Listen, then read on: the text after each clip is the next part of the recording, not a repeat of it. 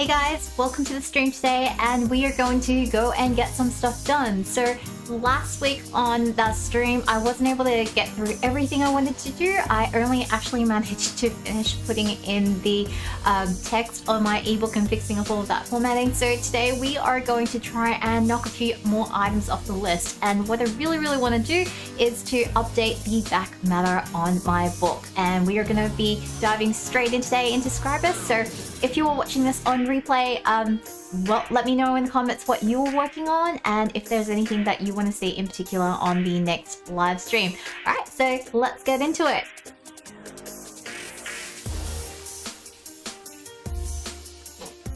Okay, so here we are with the text from the last time that we've updated everything, and I'm actually just going to jump into the back pages here. So on my back matter last time, I wasn't really sure of what to do, and I was just basically following one of my daughter's books for inspiration. Actually, I'm just going to go grab it off the shelf.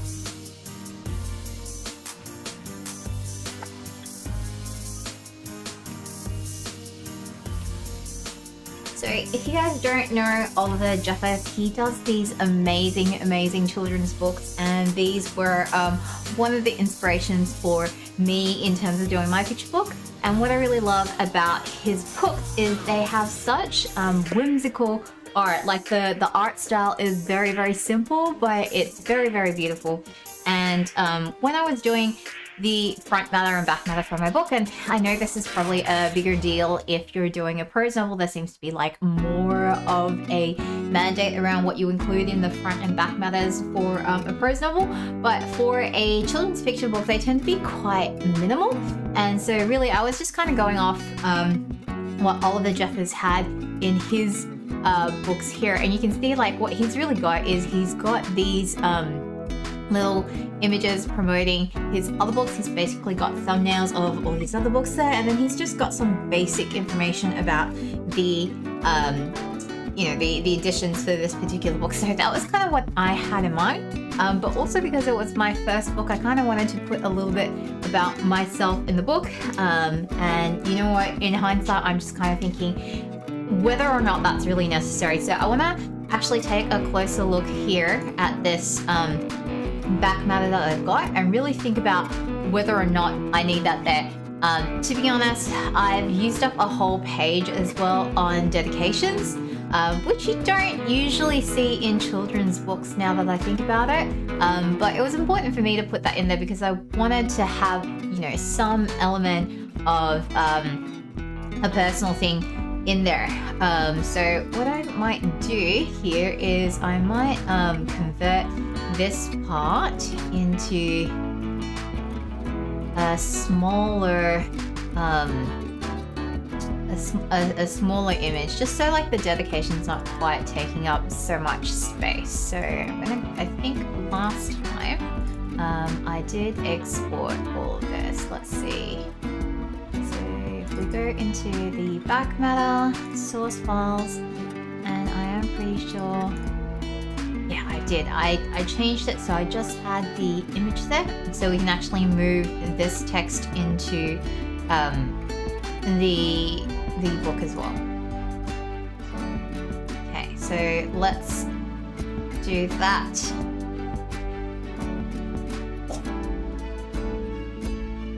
And meanwhile, I've got a proof copy here that I'm just gonna look at for reference to think about whether or not I want to make this smaller, because when you actually have this in hand, like it looks quite a bit bigger than it does on screen. So I may actually try to make everything smaller, because the about the author page here is it's quite large as well. So I'm thinking about trying to make that smaller and a lot more succinct, and trying to put a lot more emphasis on driving people to my website and my other platforms, because I'd like to have a bit more of a following, and you know, have the books actually do some marketing for me. So what we're gonna do here is, oh, I haven't split this page. That's why this is being a little bit funny. So I'm gonna just kind of come into XN Convert here, and I actually want to crop this image down a little bit so we can actually get this going. So where are we? So find my server.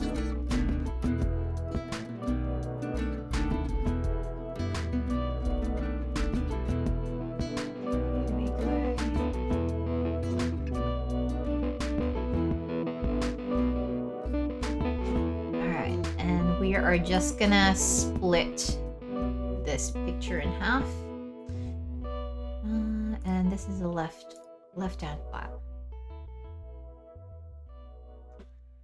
Okay, split left. Okay, so let's just check my output and check my after. Okay, that looks good, and we are going to put this back in the matter update. Okay. Convert. Alright, what is that? Okay, so if I come back into Scribus,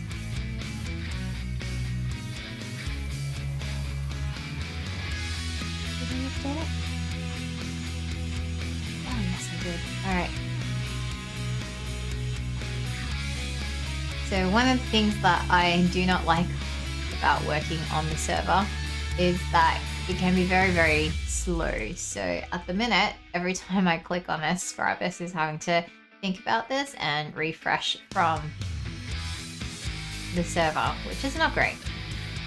If you watch my last live stream, you'd be seeing me literally struggling with everything that Scribus is doing for like the last half hour of the live stream, which was really, really painful. Especially when I just wanted to update tiny bits. Okay, come on, Scribus, what are you doing? Content, get image. Alright, here we go. Oh, it would have helped if I had actually grabbed the correct file in the first place. So this is the left page. Grab that. And hopefully it should now fix the issue where this is displaying all sorts of weird. Okay, it has. And here we're going to recreate all of this text using the actual text tool in Scribus, but I'm just gonna delete that for now. We're not gonna actually need an image frame on this page anymore because we're gonna make all of that text. And similarly here, I might have a rethink about whether this image frame needs to be quite this large, because at the minute it is taking up a lot of real estate in this actual page. Okay, so just wanna see, yeah, just stay down there, Scribus, don't move. Okay, so I may need to, let's see, content, properties, edit.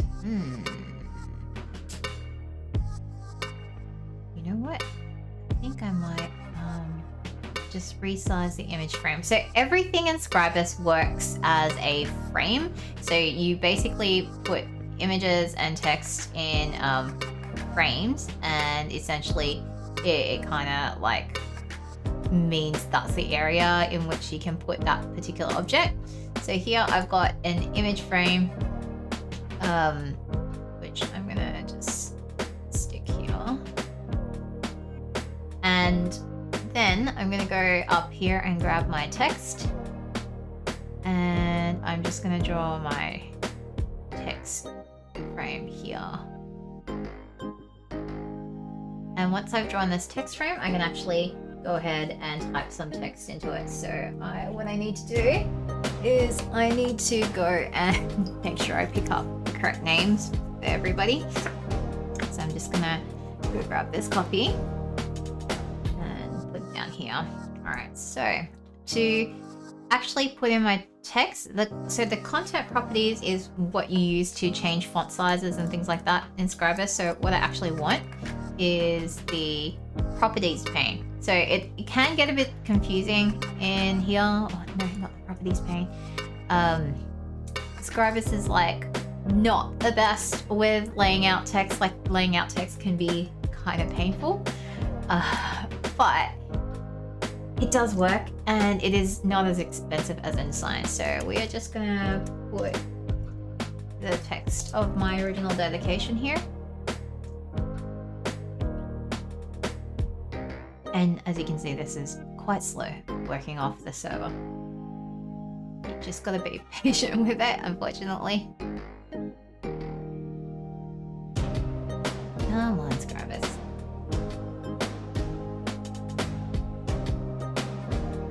I'm actually not sure why it's thinking so much, because usually this is not quite this painful. Like I don't get this massive lag on each and every kind of keystroke as I am right now. Wonder if I would be better off like just writing a note and then just kind of like pasting it in there. That actually might work faster at this point. Come on.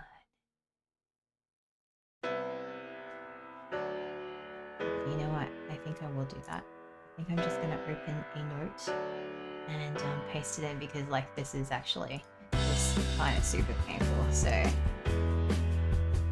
thanks to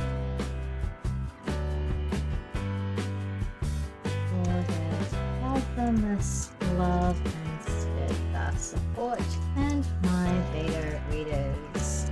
So interestingly, not all of the beta readers wanted to be thanked in the book, which was a bit of a surprise to me. But I guess that's their prerogative. I actually thought more people would want to be acknowledged, but I guess some people aren't comfortable with having their names appear in a published book, even though, as you can see here, I'm only typing their initials and I'm not fully identifying them. Alright, so that was the little dedication I had to everybody in here. So let's come back to the Scribus and paste that in.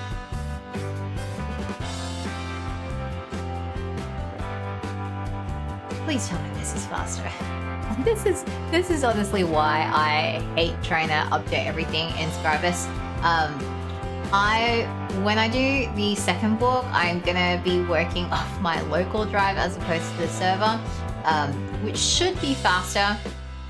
But you know, I did not have this kind of massive lag when I was doing my first book on my local drive, so we will see how this goes. Okay, so right, this text is in there now. And I think what I'm gonna do is I will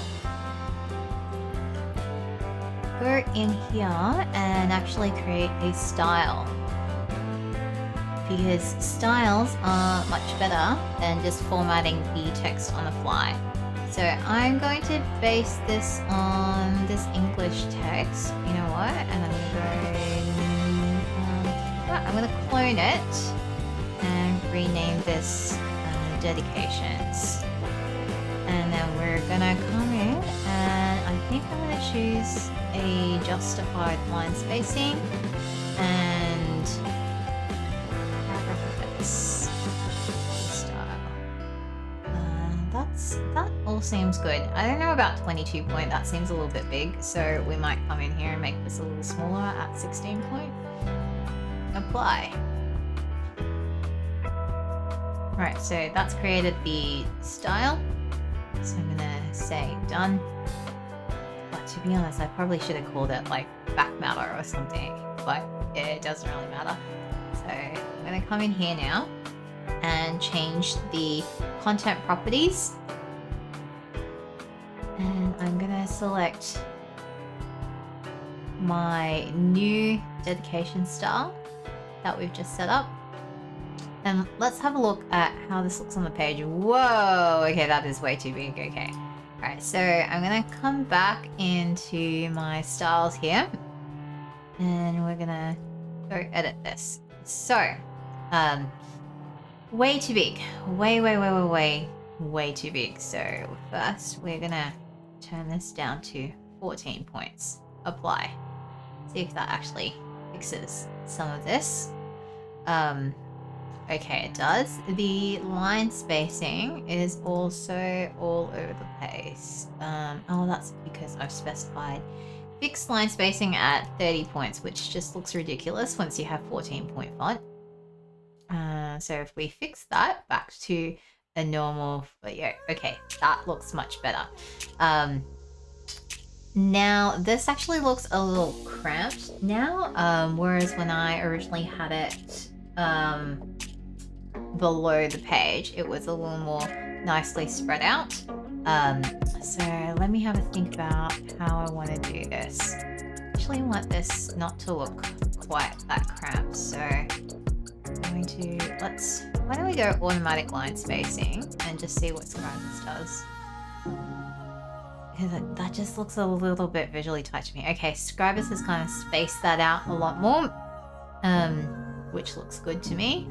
And I don't know about this justified spacing. What if I did just a simple left align without justified? Because the justified is kind of, yeah, okay, that looks a little bit better. But I suspect that I might actually want to bullet these out, I think.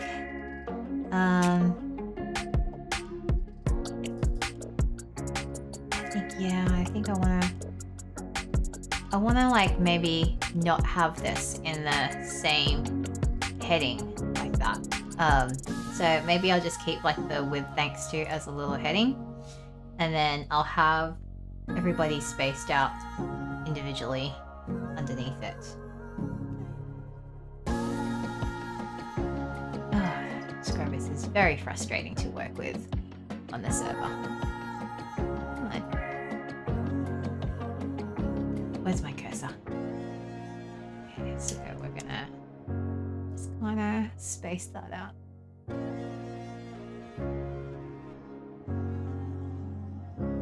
Although maybe by the time Scribus thinks of it, I would be better off spacing it out here. No, I think.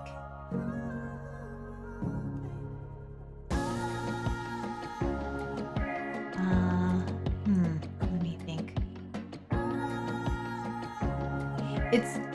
I'm really not sure how to do this, because again, you don't really often have dedications on a children's picture book that I've seen. At least it's not been common in the ones that I have.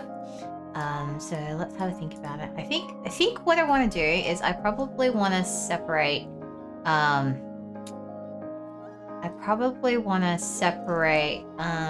the dedication to family first, and then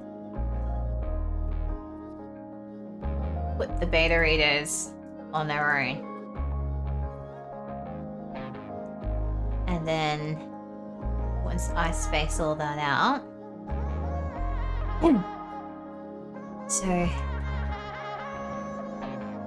think I might change this heading. So we've already said that the book is for my daughter, so that's evident in the picture.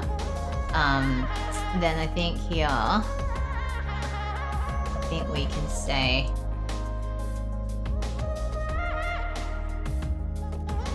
so I think we can say made possible by, and then we go with thanks to, and I think we don't need to call out the beta readers as beta readers. They know who they are. So I think, yeah, that's what we'll do. So we'll come back in here and update all of this text. And hopefully that's just gonna visually space out everything to look a little bit nicer on the page. I'm not the best desktop publisher.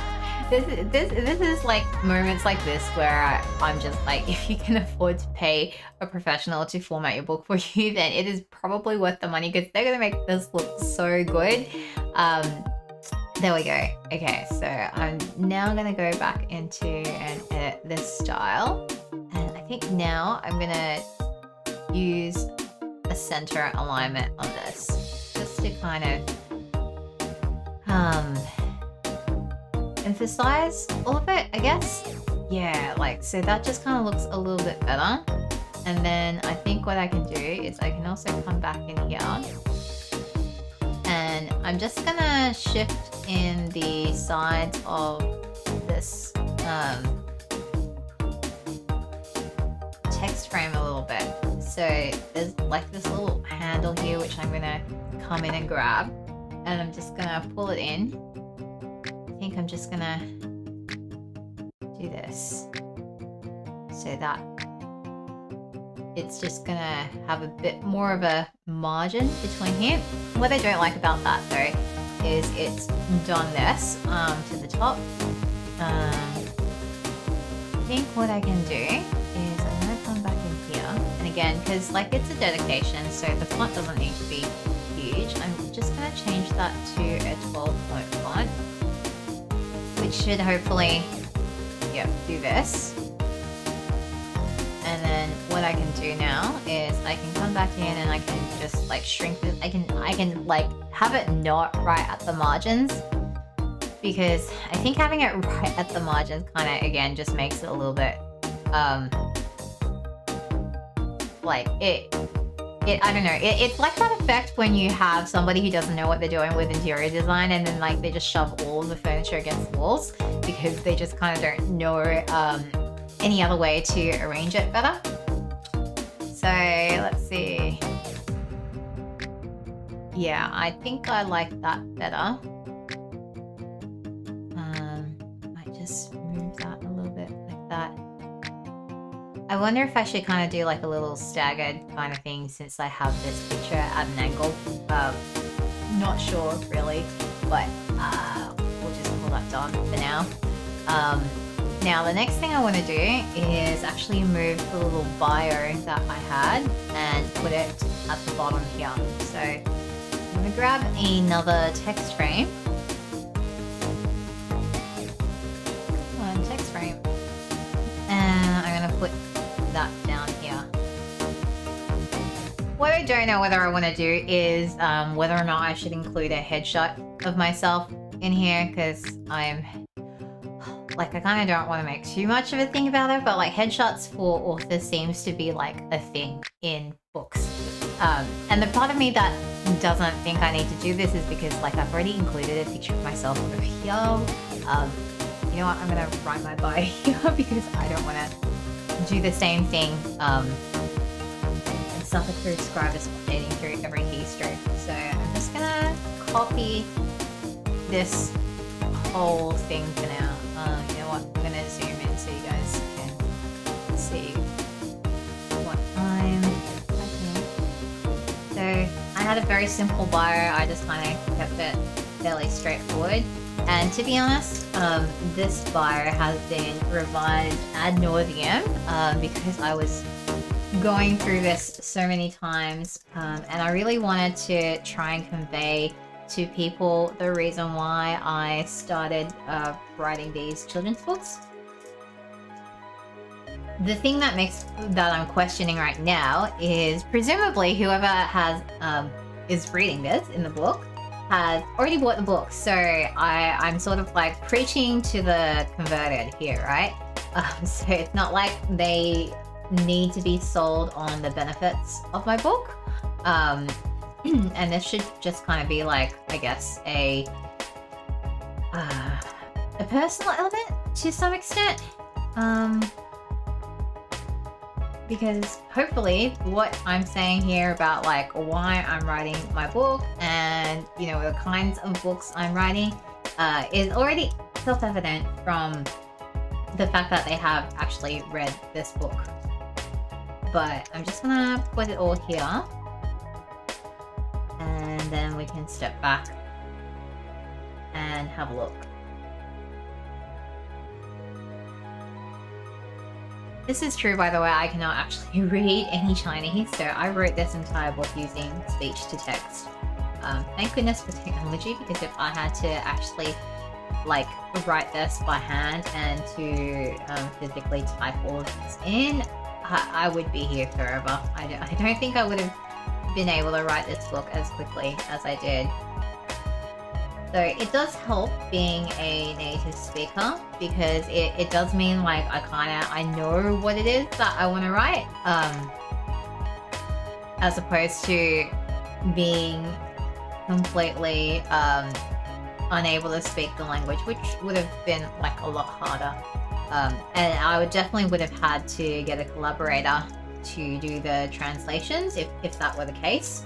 But fortunately, it is not, and I was able to write this by myself. Okay, so here's that bio.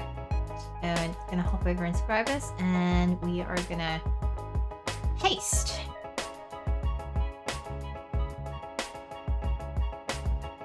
And hopefully Scribus is not gonna just completely choke on this. Alright, here we go. So now I'm gonna come over here, and you know what? I think I'm gonna edit this default paragraph style.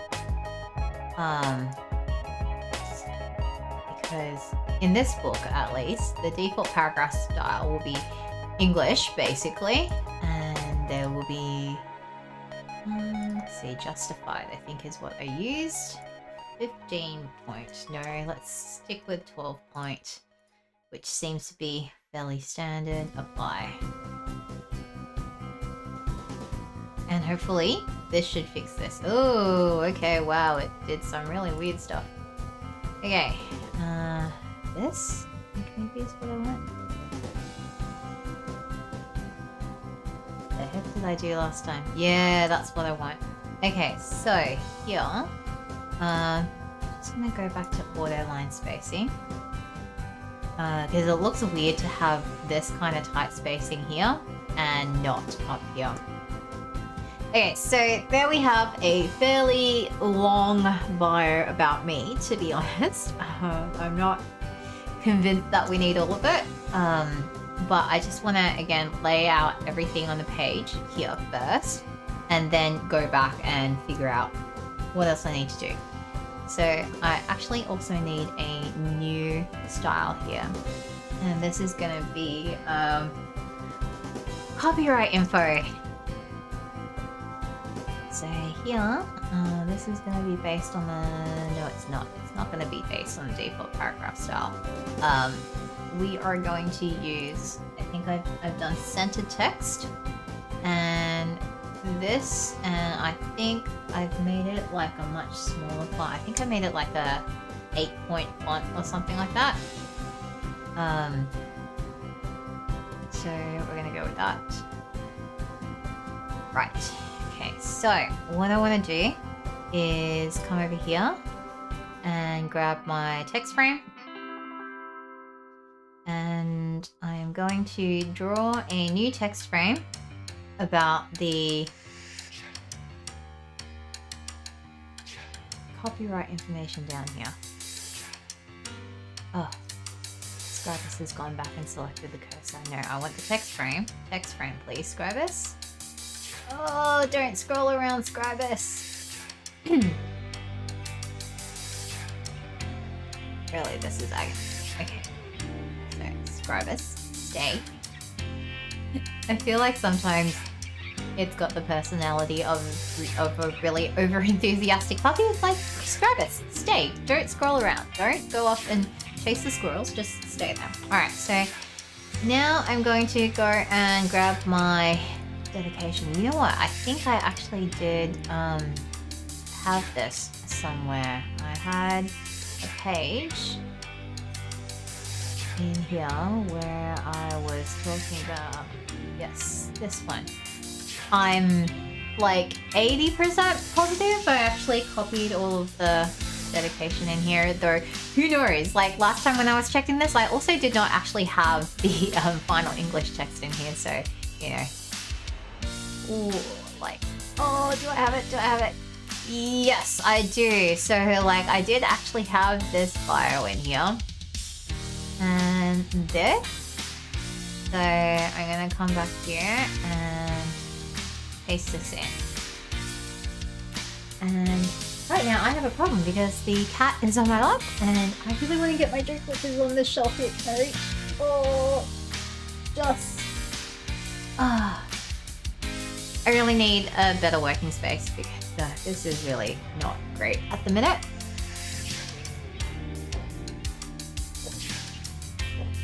But it is what it is. I will survive. I will cope. That's fine. Alright. Cool. Okay, so did I forget to change? I must have forgotten to change the alignment somewhere. No, I did. I did change the alignment. So,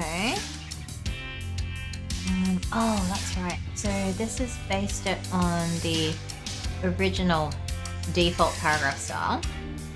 So what I want to do is come in here and select that content properties and actually change the style being applied to this block of text here. So I don't want default, I want copyright info,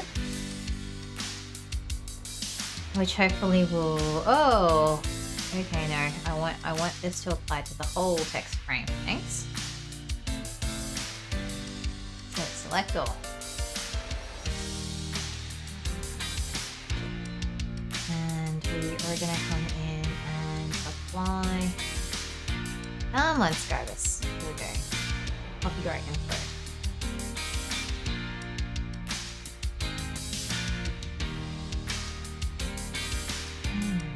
Now, why has it done that? It's overridden my copyright info with 12.1. And I'm pretty sure I had that set to 8. Oh no, I didn't. Alright. Come back in here. Apply.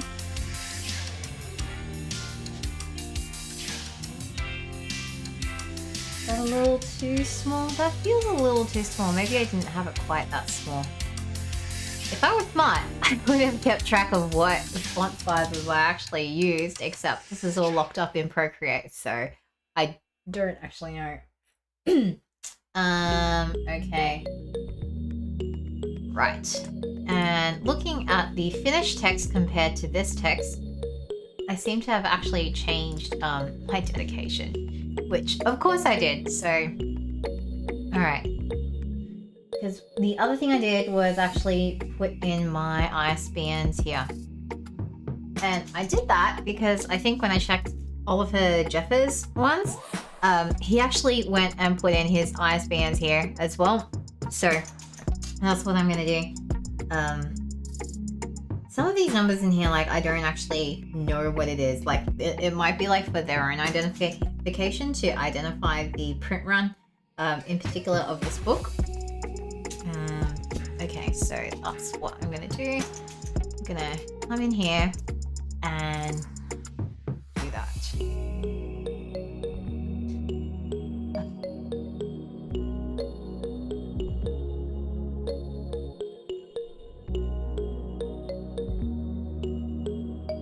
And I need to move this part up as well.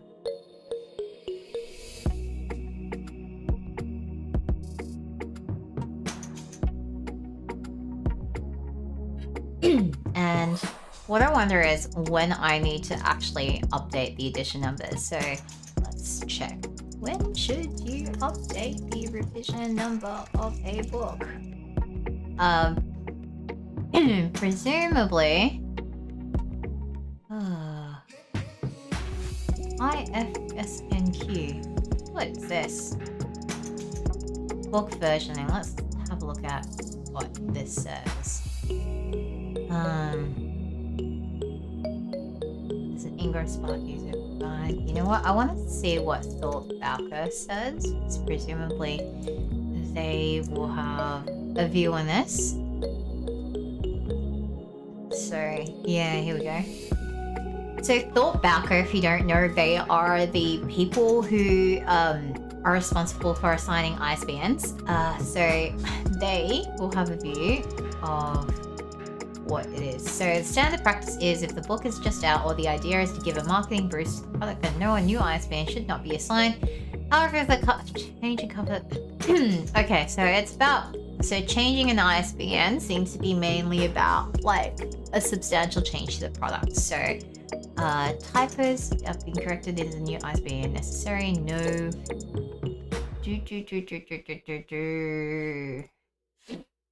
So I suspect it is up to me as a publisher. So reprint means more copies with no substantial changes, perhaps a few typos are being fixed. A new edition means that there has been substantial change. Content has been altered in a way that might make a customer complain that this was not the product that was expected. Or text has been changed to add a new feature such as a preface or appendix or additional content, or content has been revised, or the book has been redesigned. Okay, so that seems to be the definition from the authority on ISBNs on whether or not this is a new edition. If a new edition is considered a different product and gets its own ISBNs. Oh, okay. Well, that is annoying. I don't think what I'm doing actually qualifies as a new edition, to be honest, because like it is essentially the same product in the book. In the book, yeah. Like you're not getting a substantially new story. I am fixing a few minor typos and I am updating the back matter. So I'm gonna say that this is not a new edition. Mainly because I don't want to use up a new ISBN, but yeah, like I think that is fine. I doubt very much that I'm gonna get complaints about this. So let's just, for clarity, let's have a look at what Apple says here. So they are saying, oh, okay, so you can do updates on the books. I don't actually know I'm looking at Apple because my book is not actually on the Apple Store because the Apple books, like, it's just really annoying. They require you to register for GST if you're in Australia, even though, like, that's not what the local tax laws say that you have to be. Okay, so, alright, that's fine. Okay, alright, I'm gonna say that I do not have a new edition. So that means I can still leave this as a first edition. And I'm going to say by Cat-like Studio, which is my imprint name. And then I'm going to go and find my ISBNs while Scribus is thinking about this. Although maybe I should not tab away, because maybe that would make Scribus not happy with me. Oh, come on, Scribus.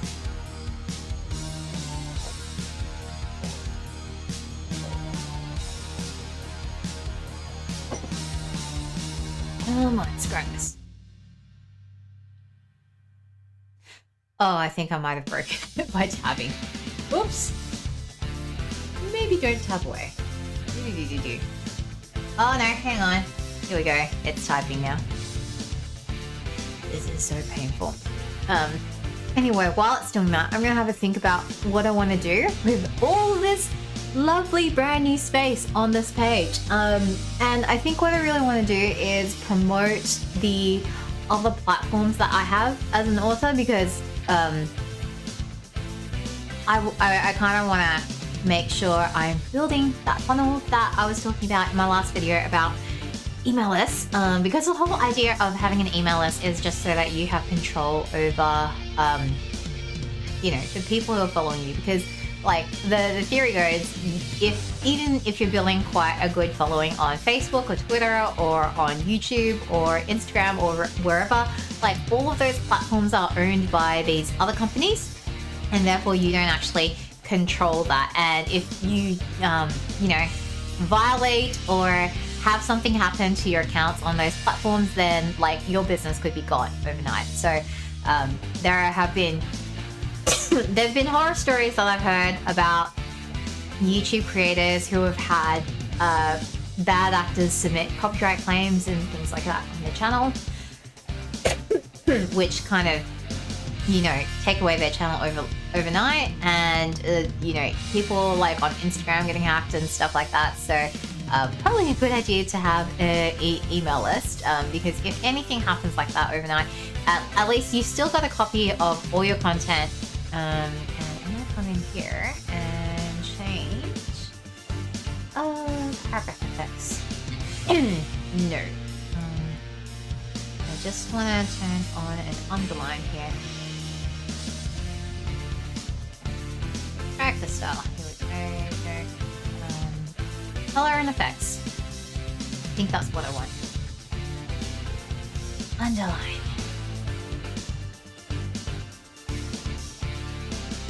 There we go. And I think I had to, last time, what did I do? I had to do some weird thing about offsetting this. Path text properties, no. So, first line, offset, baseline grid.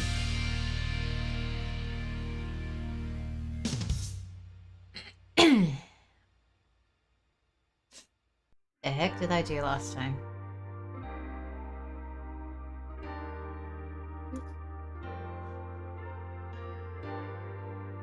Come on.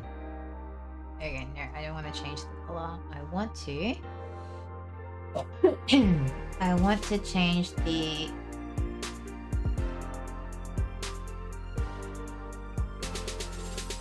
line height. Was it the line height?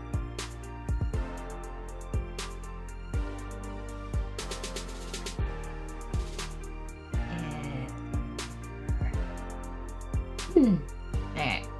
When I can't find it, it is time to look it up in the documentation. Usually the documentation is going to be very thorough. So with Scribus, you basically go to the online wiki to find. So working with text sounds like what I want. So let's have a look in here. Working with text, let's see. Color and effects. Underline sections of text, including intervening spaces. Hold down the button to make... Yeah, this was what I wanted to do. I wanted to kind of just make sure. Hold down the button to make adjustments at this place. Okay, so I'm gonna, I guess, come in here and... Aha! Displacement. That's what I wanted. So I'm gonna up this. I don't remember how much I had the value there. Okay.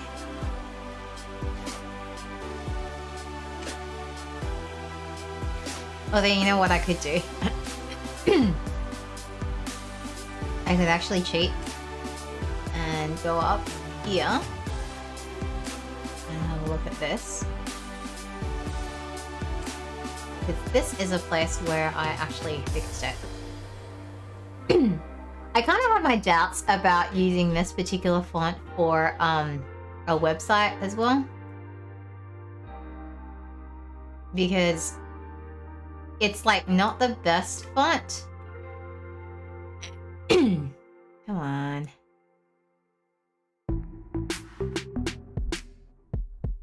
Ah, 50%. Yep, that's what I had. Okay. So.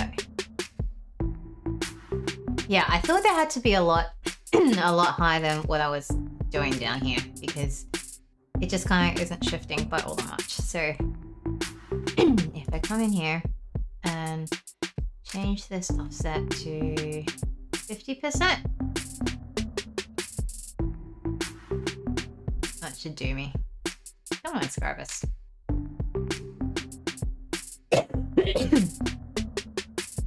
Oh, I'm sorry guys, I'm still like coughing. It is not getting better. Don't know what it is. Might just be change for the seasons, but it is like, I'm pretty confident it is not COVID because we did get tested and all the tests came back negative. Okay. Alright, Scribus. Let's come over here and fix this.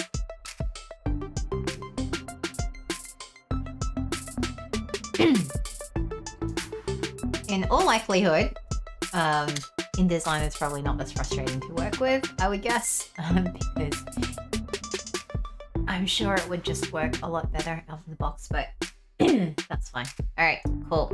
Okay, now I'm gonna go over and grab my ISBN. So this is really weird, but I go to my own website to grab my ISBNs, to be honest, because like I just know where it's all laid out on the website. In theory, I could like grab it off Amazon or I should probably go into Thoughtbacker and grab it off there. but like it's there on the website. It's just easy. So that's where I always go to grab it.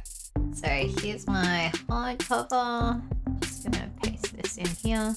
My hardcover, my paperback, and my ebook.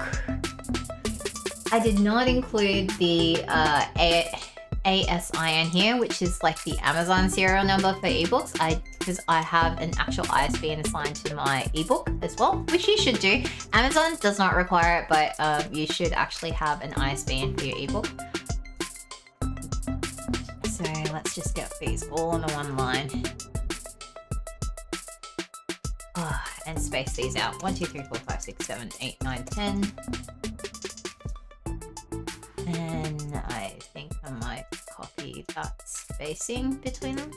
Okay, so I'm gonna come back in here and we're gonna put all the ISBNs on a line of their own. That's what I had it in the current version. So I'm gonna keep going with that. So yeah, I'm gonna have all this space here to do other things with. So I think what I might want to do is I definitely want to put in like a sign up for my mailing list to hear more about like our other books and stuff. The email list is mainly where I really want people to go. All right.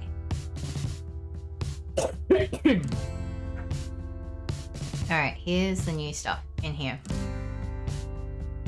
So I'm gonna select all that. And we're just gonna apply the same text style to it.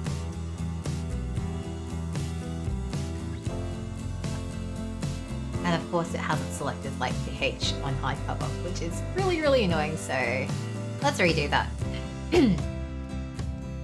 Okay, so come over here, select the whole thing, please. There we go. And we are gonna go and make this copyright info. And hopefully that should all just nicely fit. Okay, great. So I probably have a little too much spacing between all of these things, so I'm gonna backspace some here.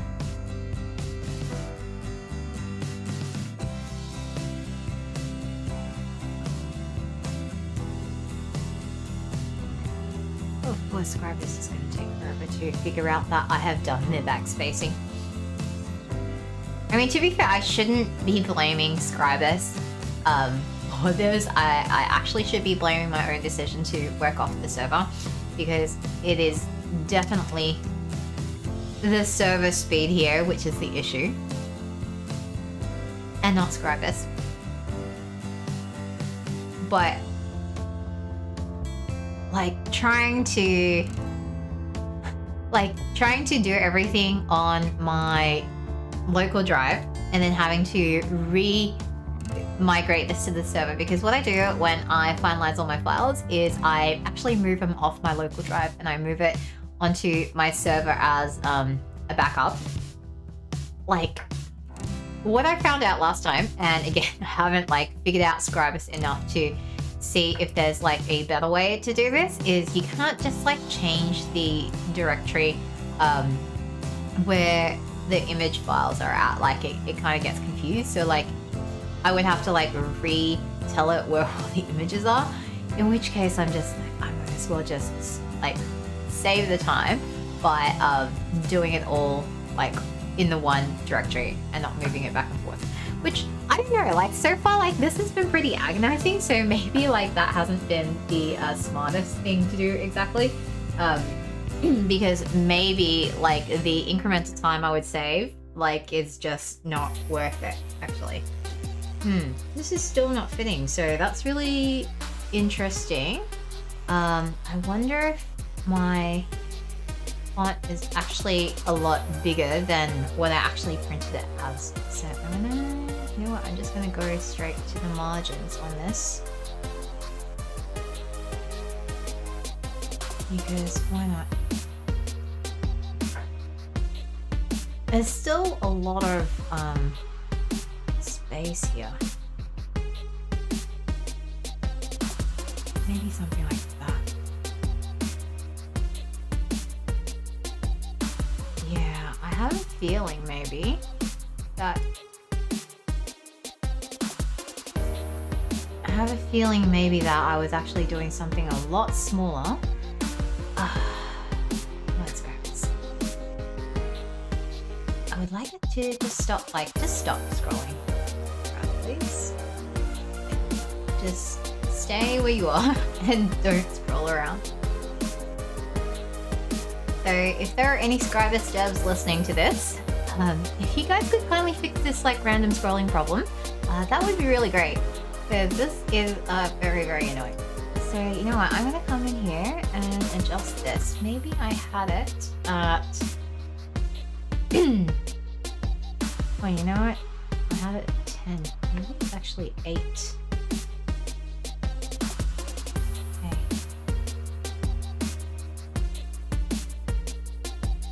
Yeah, that looks more like it. That's actually now quite small, which, yeah, looks about right. Okay, all right, so I'm gonna do that. I'm gonna leave it at 8 point. So what I think I want to do now is to kind of plan out the space a lot better. So the thing I want to do is to get people to sign up to my mailing list, which, yeah, let's do that. So my mailing list, the sign-ups for it at the moment, I think I just have on this one page. So I'm not wrong. So this is the homepage of my current website. It's really just advertising the one book, which this will be like the latest release. At some point I will need to like kind of update it with like a massive gallery. So this is the newsletter sign up at the minute. And it's kind of not very obvious. So I wonder if I put something on the about page. Yeah, so I did put another sign up form on the about page. Did I actually make a page of its own? Because I may not have done that. Oh, I did! Excellent! Alright, so here we go. This is great. So what I think I might do is I might also check if I can like embed an example newsletter, because something that I'm kind of like, that I would like to know as a person who's about to sign up for a newsletter is like, what exactly does your newsletter look like? Like, is there kind of like a sample thing that I can have a look at? So here we go. Let's log into my newsletter. So this is my particular account, and I would like to know if I could like embed. Can I embed something? Archive, download PDF, share on social media, share the template preview. Maybe that's what I'm after. But I suspect this preview is like only really for me. What I would want to do is I kind of want to embed the actual campaign itself. Share on social media, maybe that. Select an image, title, and description that will show up when you share your campaign to your social. What? I do not know what this feature is about. Presumably, this is about creating a preview, I guess. Except like it's just picked up the images that are actually in the newsletter, and this is like not a good shot of the newsletter. Maybe what I could do is I could log into my email, and maybe I could just like get a screenshot of it from there. So let's see.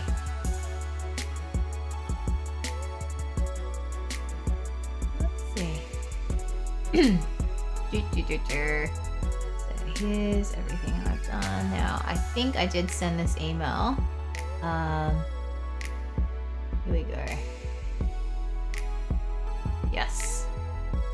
So this was like my little test email. And then here is the notification from Send in Blue that my email was sent. Except I didn't actually put myself on the email list, so it is not in here. Okay, you know what? There's usually... Did I put that in? No. Alright. Let's think about this. Download PDF. Maybe that's what I should do. What does that look like? Campaign. Oh, there we go. There we go. It's got the full campaign, but it also has this awful dear contact first name in there, which I do not like. So we're not gonna do that. Alright, I'm just gonna go and... Sorry, I'm gonna hide my screen from you guys for a second because I need to go to my personal email. Because in my personal email, I actually have a copy of the full email because I put my own email on that list. And what I might do is I might actually take a screenshot of it or something. Maybe there will be something in here to help me. So let's have a look. Here we go. Here we go. If you're not able to see this email, click here. What is this? Click here. Yes. Oh, it's a web-based version. And it's got my name in it. So no, that's definitely not what I want to publish. No, you know what? That's good enough. Okay, so what I might do is I might open this in a new window by itself. And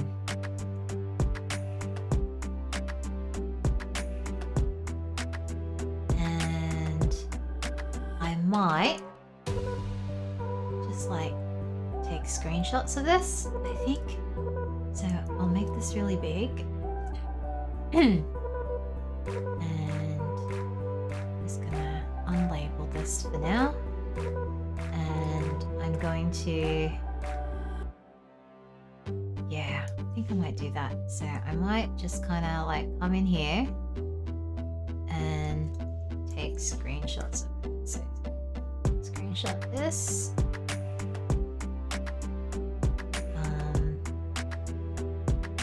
Screenshot this.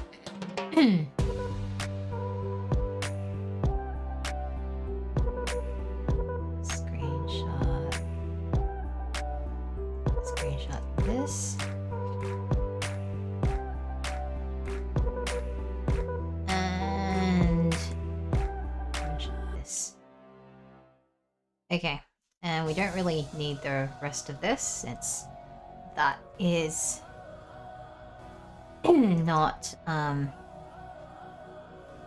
not really going to tell you much about what's in the email. So, alright. So, anyway, I'm actually getting very distracted right now because what I should be doing is figuring out a way to get this into the book. So, what I did with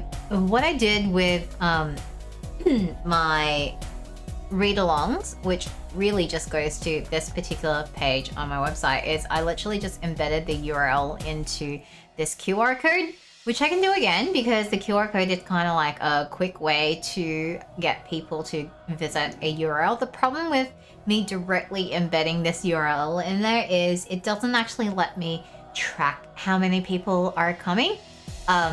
So what I could do is I could go over into Bitly, which is like a link shortening URL manager thing, and I could actually create a link that goes directly to newsletter here. And I think I may actually already have one. Yes, I actually do. I do, but I've actually got this sourcing from different places. So I'm gonna gonna create a new one. And I'm just gonna, oh yes, and I forgot I meant to do this Google Analytics URL builder thing. So this is the part where I have to say, like, I do not have my website and everything like all fully set up. So there is like this Google Analytics campaign URL builder thing here, which depending on which version of Google Analytics you're using, like you can select like a different thing. What am I actually using? I think I'm using UA. I'm not entirely sure. But basically you kind of fill out all of this stuff, and then Google is actually gonna help give you like these little parameters in the URL to track what is going on. So I'm gonna put that in. The ads campaign ID, I don't know. Call it book 1. Campaign source, the referrer is gonna be book 1. Campaign medium, book 1. Sorry, different than campaign name. Book 1. I'm sure like people who are actually doing this for like a living is just like, what are you doing? Okay, so see what this has done is it's taken this URL, and I need to put newsletter in there as well. I'm pretty sure. Let's see, is that link? Yes, newsletter in there. So newsletter, and this is put like all of these other little parameters at the back of the URL. And then what you can do is you can actually copy this, and that is gonna show up when people visit your website via this link. They're gonna do so via this, and because it's accessing it through all of these parameters, then it's gonna show up in your Google Analytics as like where they came from. So this is really useful if you want to track like what you're doing that's actually working. This shorten URL parameter is just basically gonna take you over to Bitly here.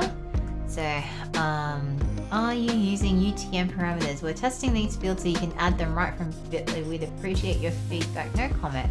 Sorry. Alright, but you know what? It looks like they've actually put this in here. Okay, so source, book 1, medium, book, back matter, don't know, campaign, book 1. So you have to complete all 3 fields. Alright, so what if I just kind of create that? Let's see what happens. Alright, so sign up for the Cat Studio newsletter. Alright, and that is customized back half newsletter. Create newsletter. Can I do that? Oh, that's a tag. Learn more. I bet you this is a paid feature, which I don't have. Yeah, this is branded. Yeah, no. Alright. Customize backup. Oh, where is it? Where is it gone? Okay, here we go. Edit. Come back in here. So does this mean I can just kind of like replace this with whatever I want?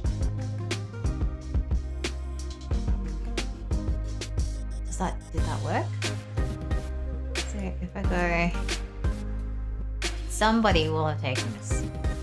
Yeah, somebody's already taken this. But I could do like studio news. Save. Yep, okay, so that works. Alright, so I could come over here and put that in here. So that's very tempting to just kind of put that directly in there. I may actually use my QR code generator though. So I used, so literally I think I used QR code monkey. So this is what I used to make this particular QR code over here, and it's really cute because you can add your logo in the middle of it, which I did last time. So I came over here and I think I went and added my logo. Put the text version in there. You know what? I might actually put the no text version in there because it's going to be kind of tiny anyway. So you enter in your actual URL, you set your colors, single color, all of that, put my logo in there, custom design. So you can kind of like change the vague shape of this. And I think I just kind of went with this basically. So you can create your QR code. Create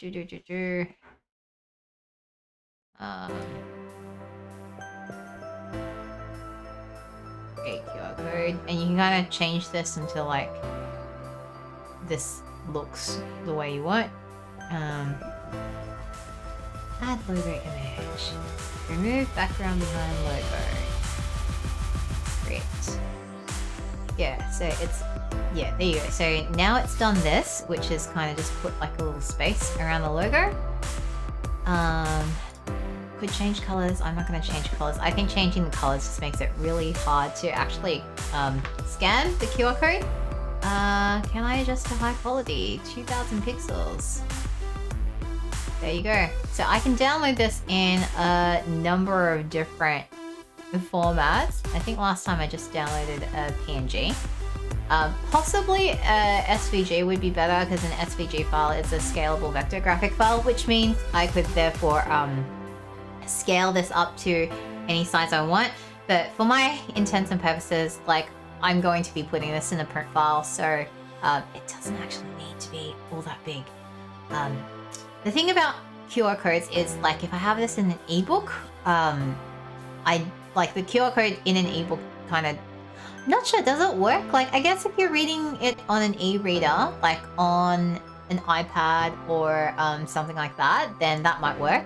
But like if you're reading it on your phone, then like you kind of can't scan a QR code with your phone when you're actually reading on it. Okay, so I'm gonna come over here and update my source files, and we're gonna say this is the newsletter QR code. I'm gonna put that in here. So that means over here I'm going to go and write some copy. So let's go and insert an image frame first. Put the QR code in first and see what happens. So when you first insert an image frame, it's going to have this like X here. So you need to go up to that source files area and pick up my newsletter QR code.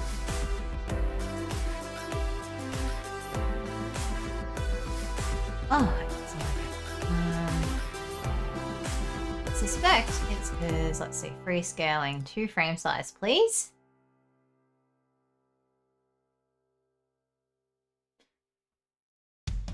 There we go.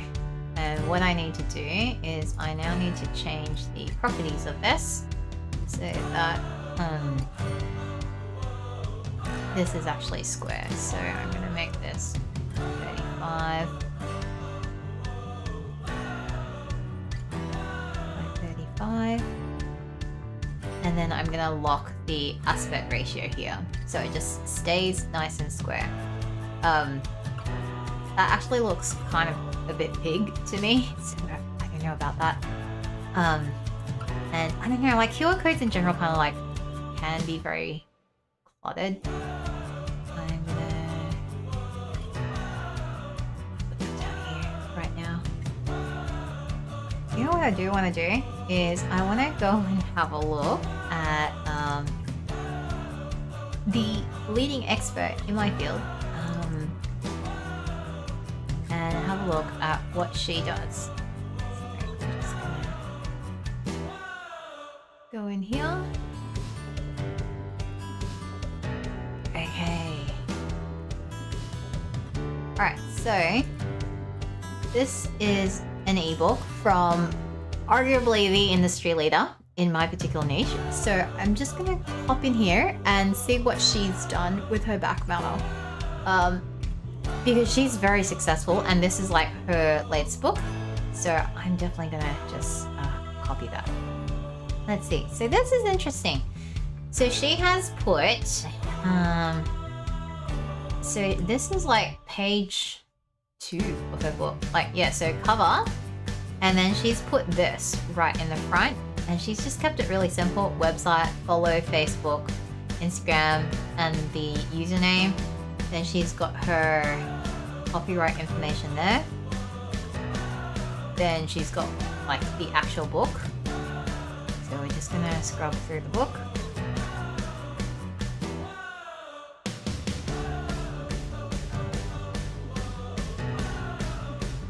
What I find interesting about this is she had published this using stock photos, which is not what she did with her other books. Her other books are actually illustrated, of the kind that I did. Here you go. Yeah, here you go. So look at this. She's just gone through and pulled a whole bunch of stock photos, which, like, would it be way cheaper than getting illustrations? So you go. Here, at her back, she's put like these thumbnails of all her other books, and then she's put her website. If you enjoyed this book, please consider leaving a review. Thank you. And that's really it. So that's what she's done. And I have another example from a different author who's also in my niche. Let's have a look at what she's done. So here, let's take a look. Because at the minute what I've got is like a little bit different. Here you go. So she's got her front matter. Hang on. Let's see. Okay. Here is her cover. Pretty sure that's her cover. Alright. And then she's got I think that's her first page. And then, yeah, because with IngramSpark doesn't actually do end papers. So with like other printers, right, you can kind of do end papers like this, where you can actually print directly on the inside of the cover and on that first page and have like a spread going across like that. IngramSpark doesn't have that option as printing, and they don't have end papers either. So here, you can see like this is kind of like an end paper printed directly on the back cover. With IngramSpark, when you do the printing, they actually will always have blank end papers here. So they will always have this like blank white bit at the front. And the other thing that they do is at the back, they will also add in blank pages at the end like this as well. So they mainly do it, I think, to add like this little tracker here, which tells you, I think it's their barcoding purposes, to be honest. So you can't actually do end papers. So it looks like what she's done is she's gone in and she's put her front matter at the beginning too. And then she's got like this title page as well. So then she's got the actual book, which I'm gonna see if I can just cut to the back.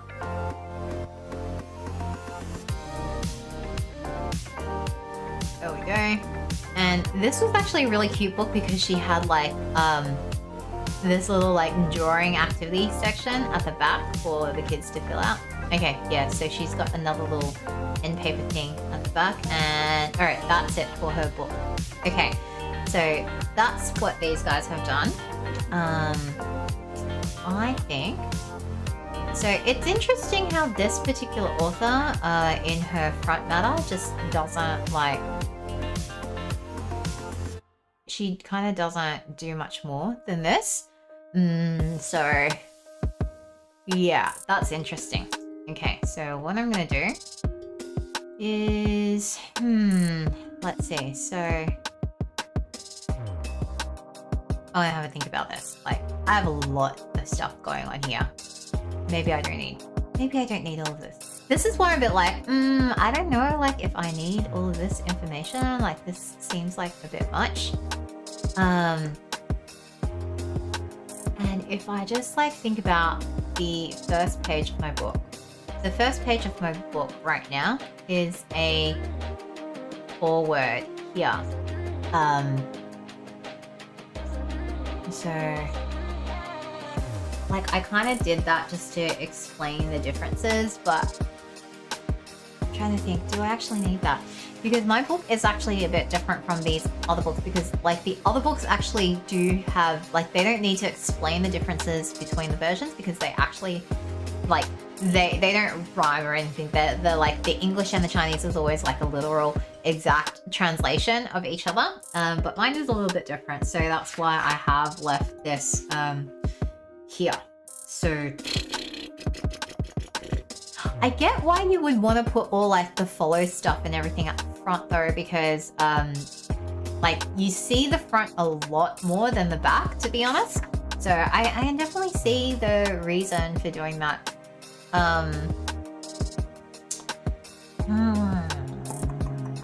Think about this. Let me think about this. So I don't want to, I feel like it would be a bit odd to like put everything up the front. However, what I might do is I could change the, so let's see, I could change the order. I could kind of do what they did. I could kind of have this bit up front, this side, and then just put like the follow blah blah blah blah blah here. And then I could put the newsletter sign up down at the back with the, yeah, maybe that's what I'll do. So, the nice thing about Scribus is you can have like this move page feature. So I'm going to move page 1 to page 30, and I'm going to do this swap with page. So I'm just going to swap those two pages.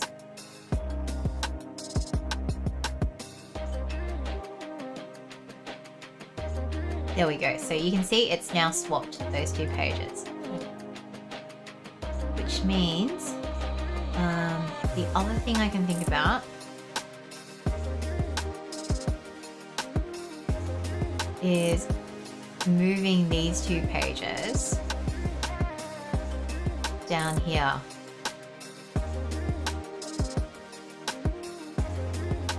So what I might do is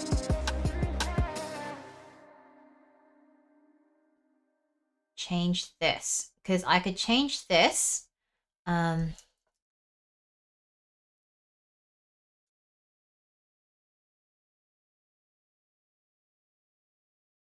Yeah, so what I can do is I'll delete this phrase at the end of this book. And I'll say for learning purposes and clarity. No, I've already said clarity in the next sentence, so I'm definitely not going to say clarity here again. So, but we just got to wait for Scribus to update this text. Come on. Yeah. Yeah, I think I feel good about that ordering. What I have been thinking about is whether I should include like a little pronunciation thing about Yuping in here, because if you've never encountered it before, you kind of like, it's kind of hard to tell what it means unless you're already a native speaker, and then you can kind of guess with the Yuping underneath like how you should say it and from the context of the sentence. But if you're somebody who is actually new to Cantonese, then this is very difficult to pick up. So yeah, I will think about doing that, except I'm not going to do it today because we do not have the time for me to sit here and create a Yuping guide, and also I'm probably not the best person to do that, so we're not going to do that. Okay, come on, Scribus. Meanwhile, while it's doing that, I think what I might do is put these little Instagram icon things up. So on my website, I did have the little icons wherever they went. Yeah, so I already did have these. No, so I drew these. So on the website, wherever it went, I already have these little icons here. which I think I actually did use from Flat Icon, so it's fine. I can credit them. I do need to check the license though, so view all. Did I use these guys? Not sure.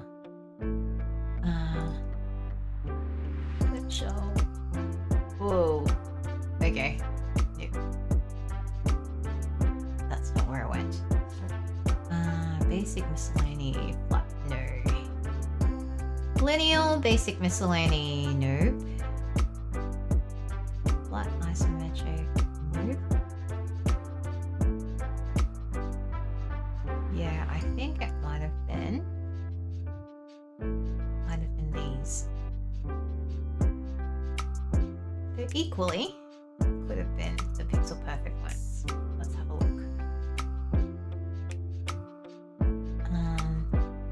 Search social media.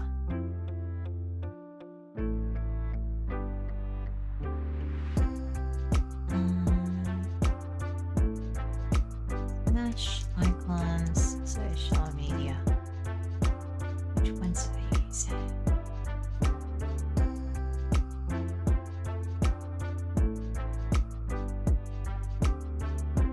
Don't think, was it these guys? Oh, could have been these guys. Let's see. Does that look like it? Yeah. Yeah. Yeah, I think it was these guys. Alright, so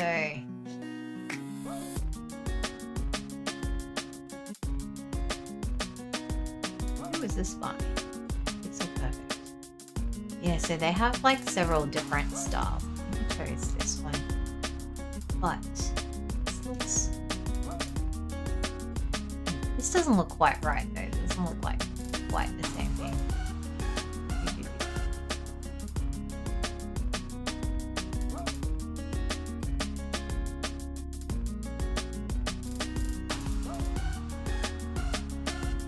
So let's have a look at these guys. Social media.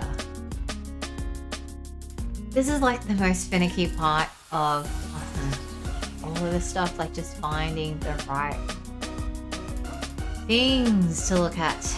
Okay, so I think I did. Is that the new color? Might have been hand drawn, actually. Do they have any? No. The new color. Let's have a look. No, I don't think this was it. This doesn't look like the right style. No, definitely not. Okay, so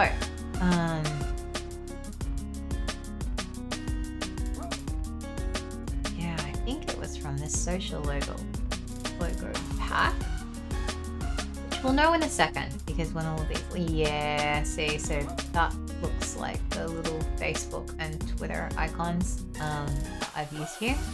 Very, very small. So this looks right. So let's see, we do need to check the license. More info. So you can use for commercial and personal. Da da da da da da da da.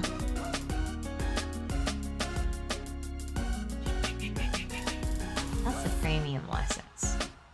So I'm pretty sure. No, hang on. Build. What? Lineal. What?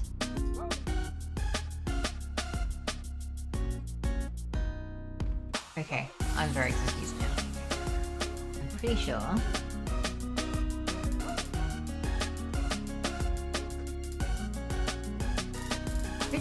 Last time this is where I got them.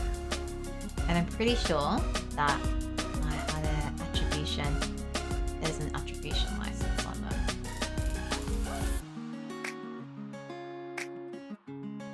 Yeah.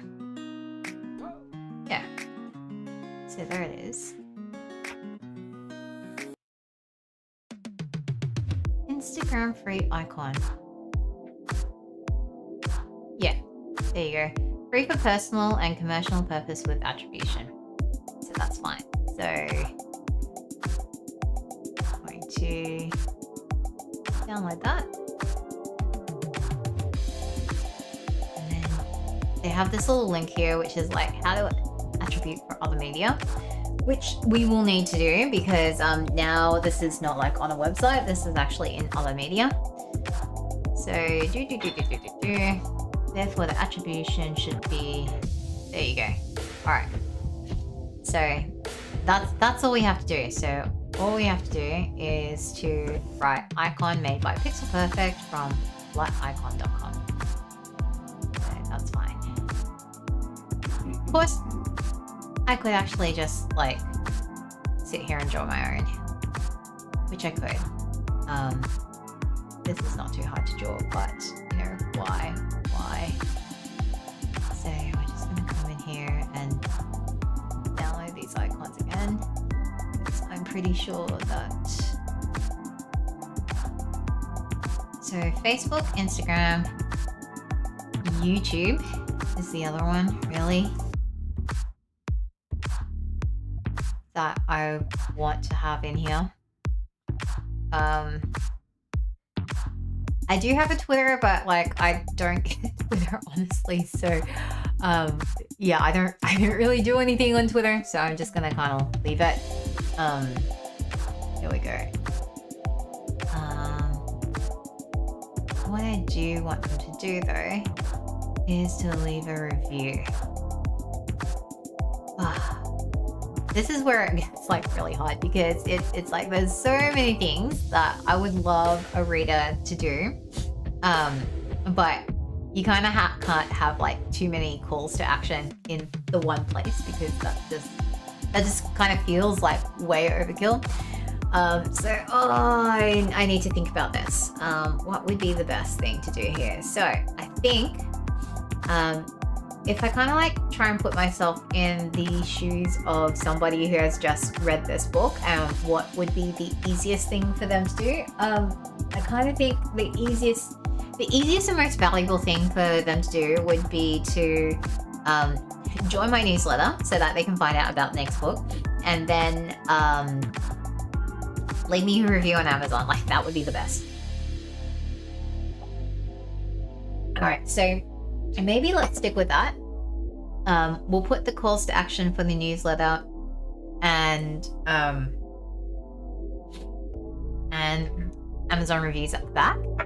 And then what we'll do is we'll jump to the front and we'll actually put the social media icons up at the front.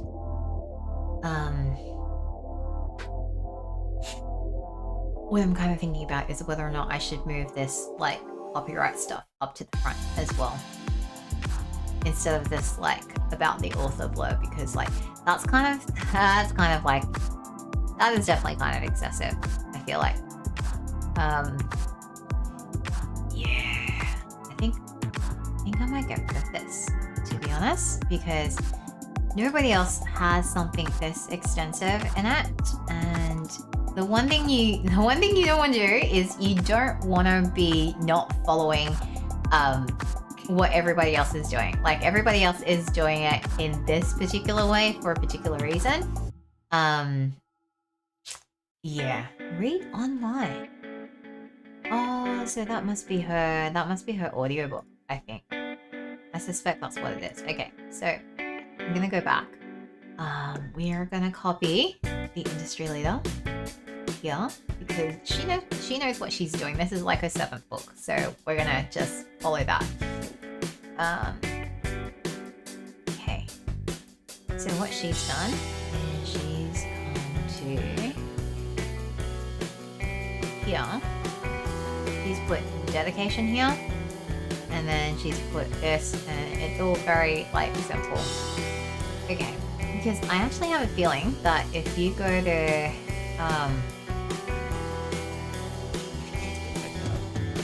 I have a feeling if you actually go and look up her books on Amazon, like here, she's got all the other stuff in like everywhere else. Like, I think she's got the pictures on the back cover. Yeah, she's got her about the author on the back cover, which I don't currently have. What do I have on my back cover? I have a blurb on my back cover, and then I have like a pretty big QR code for the audiobook. I may want to rethink that. And I have like a little pull-out quote here. Yeah, so her back cover is quite plain, where I've made mine like a wraparound, so that you can kind of get like the whole scene of the book here.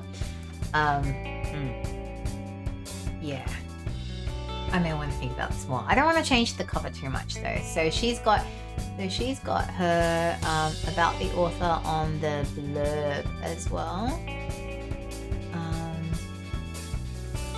Yeah. Okay. All right.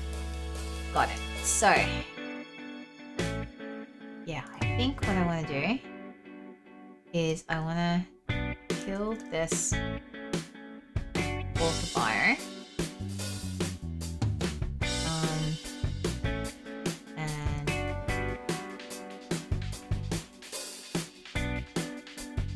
And I want to keep it like maybe for the blurb or something. Okay, cool. So that means if we get rid of this, we're just gonna follow what she's done in here and keep it very simple. So I've got my dedication ready for other bilingual books because they're followed the, okay.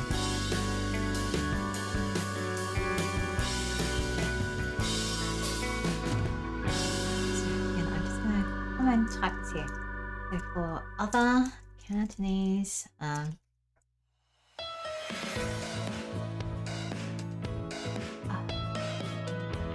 for more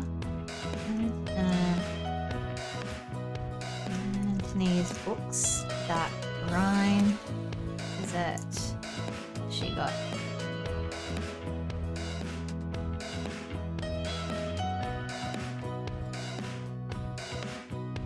You know what? I think I might want to make this a little more specific. Sign up for our newsletter.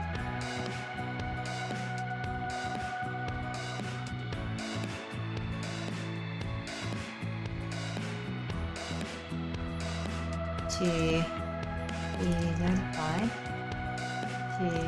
Whoa! What's going on here? I don't know what's going on here.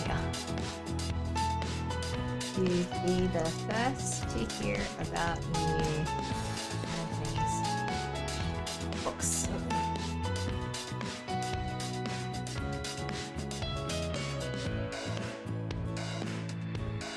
Yep, so that's the promise, I guess, for the newsletter. And for other exclusive Cantonese learning content. Okay, that's the promise. And then follow us on Facebook, Instagram. So annoyingly, I wasn't able to get the same handle on Instagram and Facebook, which is extremely annoying for free weekly rentals.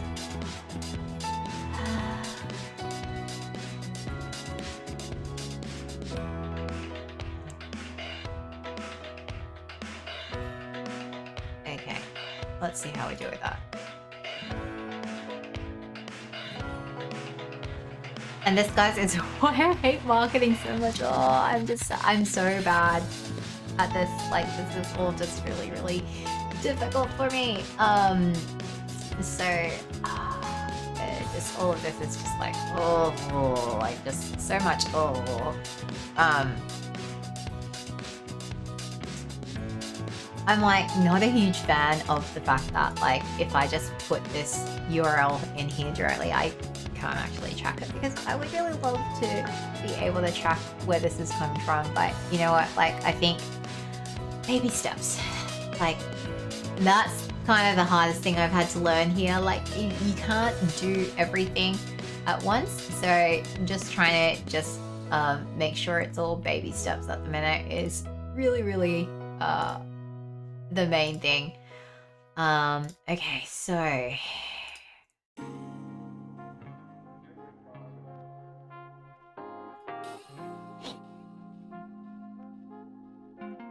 want to be the first to hear about new Cantonese books.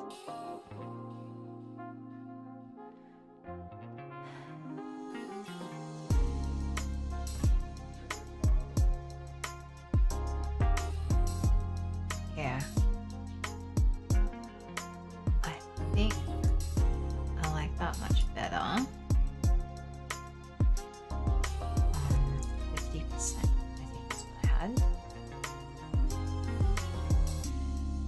Okay.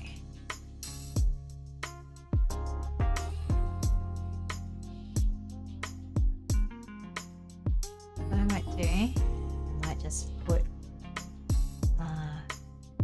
no, you know what, I'm not going to put that in. I'm not going to put a frequency in. Less is more, because who knows, like, if I might change that.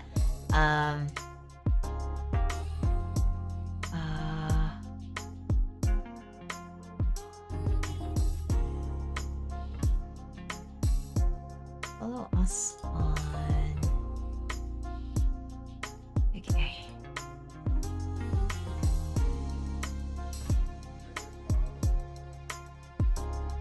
For free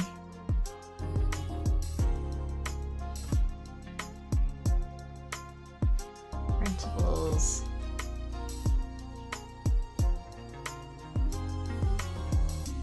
All right, I think that's gonna be my plug.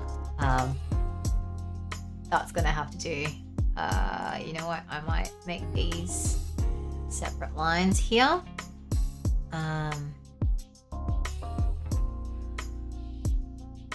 This is really annoying.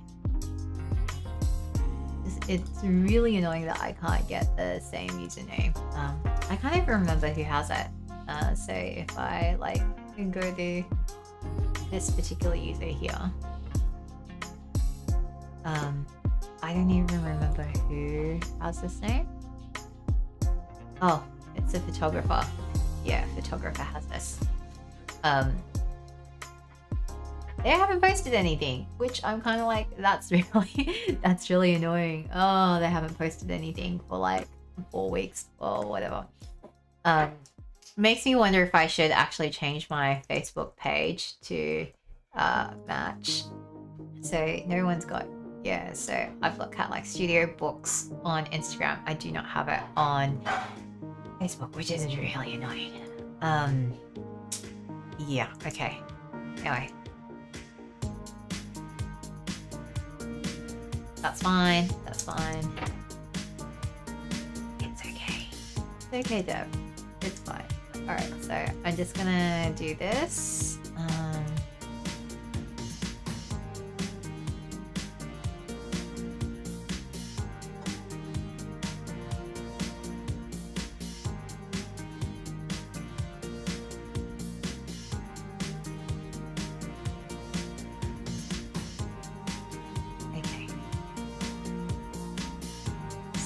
That's what I'm gonna do.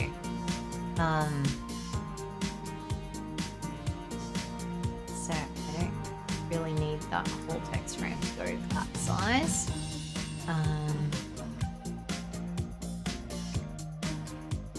Which means I can probably put my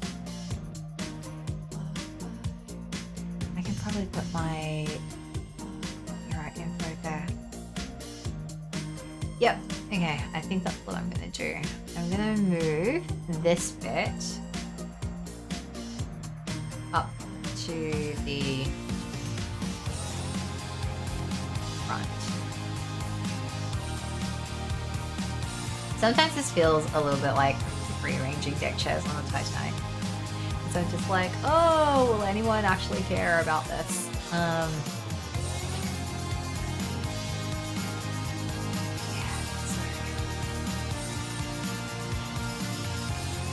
She's got that one here.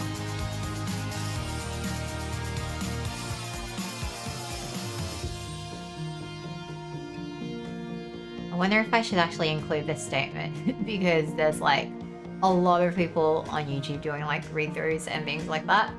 Yeah, it's the kind of thing where I'm just like, I don't really want to like, yeah, no, you know what? I'm gonna leave it. It's fine. It's all rights reserved, basically, you know, implies this. Like, this is just kind of making it more explicit.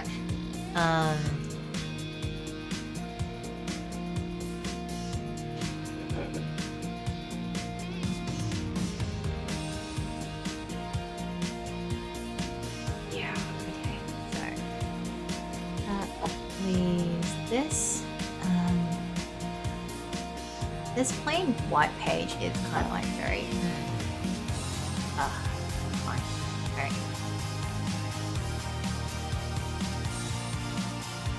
So we're gonna,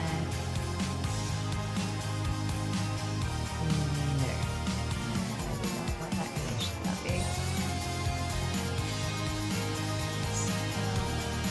So we're gonna make this,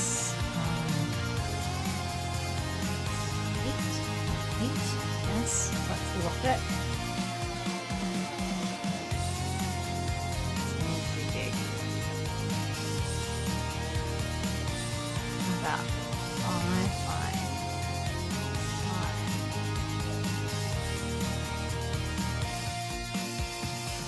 Alright.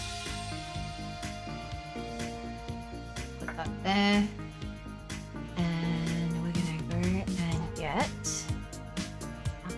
I need to move those new things down to, so throw those downloads, here we go.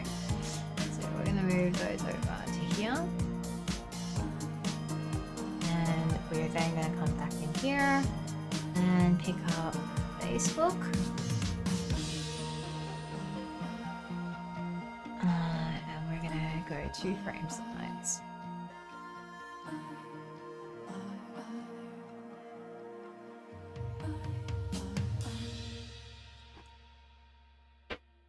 Oh, hey, buddy. So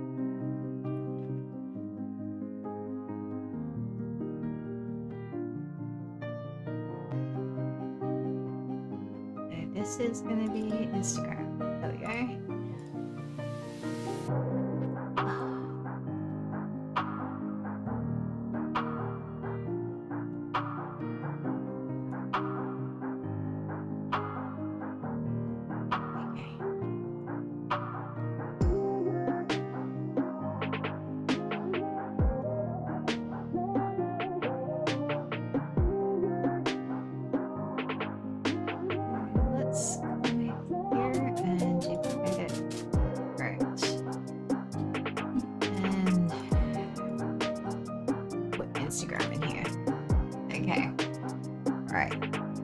Yeah, I don't really like having these stacked on top of each other, so I'm actually gonna put these back on the same line. I think that's a little bit better.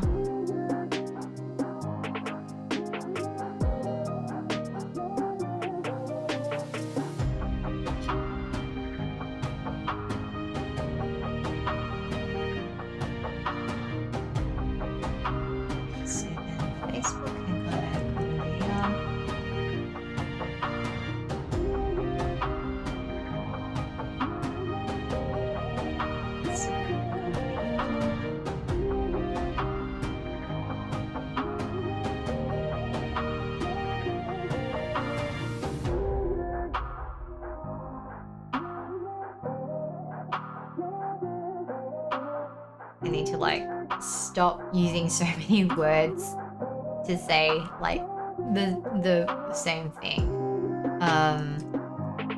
So yeah, I think this is what I want to do. Sign up for our mailing list. Yeah. Follow us on.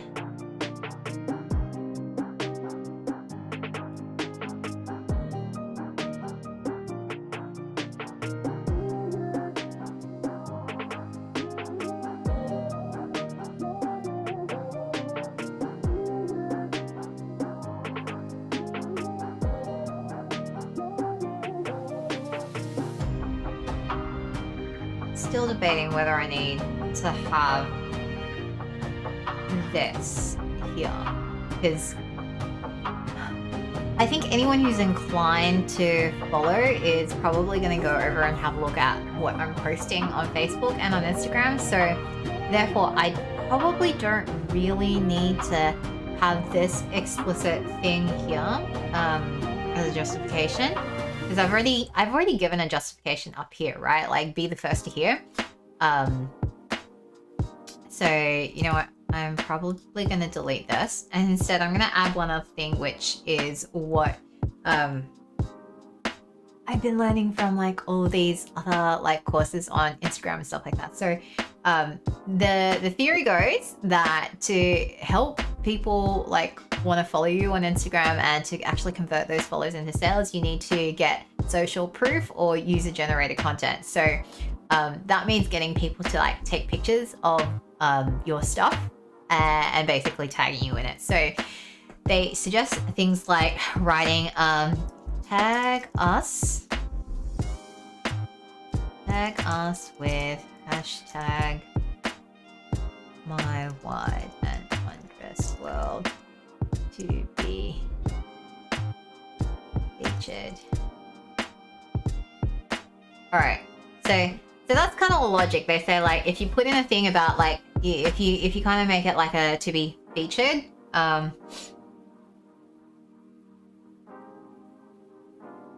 yeah, okay, so I guess we'll try it and see how it goes. I don't know. I don't know this. I'm just like, marketing just terrifies me so much. Okay. All right.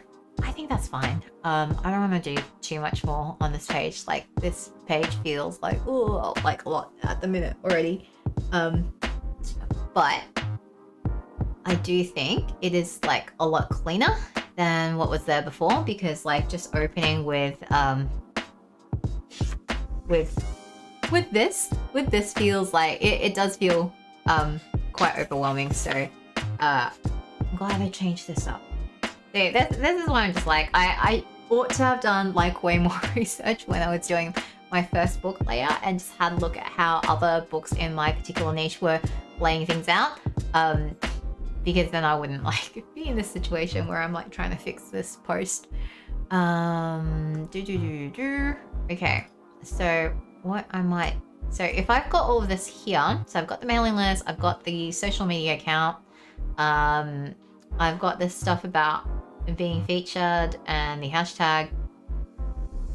So what I may do is jump back here, and then what I can do is kind of like simplify this. Like, I can make this entirely about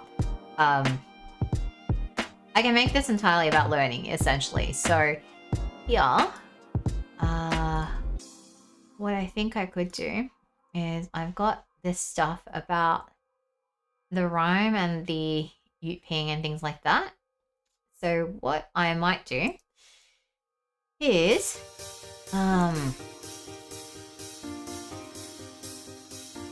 Yuping. So I wonder if somebody has actually done a thing about it. Yeah, so there's like a summary of all these things. And then there's like this table about like all the tones and stuff.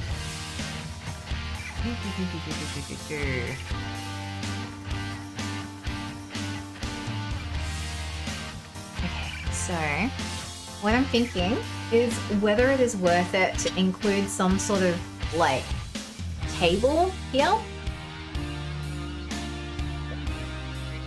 to kind of like explain the tones, which I'm not like entirely sure. I don't kind of want to do like a huge thing about it.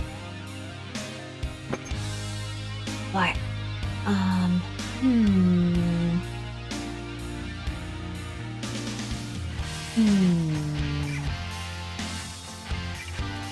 yeah. There was a reason I didn't do this. Like, because it is not as simple as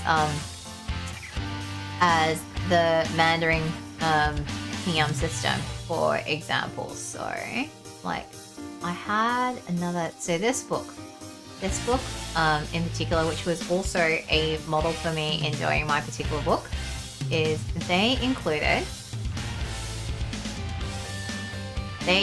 this thing about tones here. Yeah, so this book was really where I kind of got the idea to include like a full text at the back, and I'm glad I did it, because like what happens when I read the book with my daughter is we'll read through the whole book like with the pictures, and then we'll go to the back page where like we've got the full text, and then she'll want to read the book again, and this time like she's really focusing on the actual words. So I feel like that's kind of good.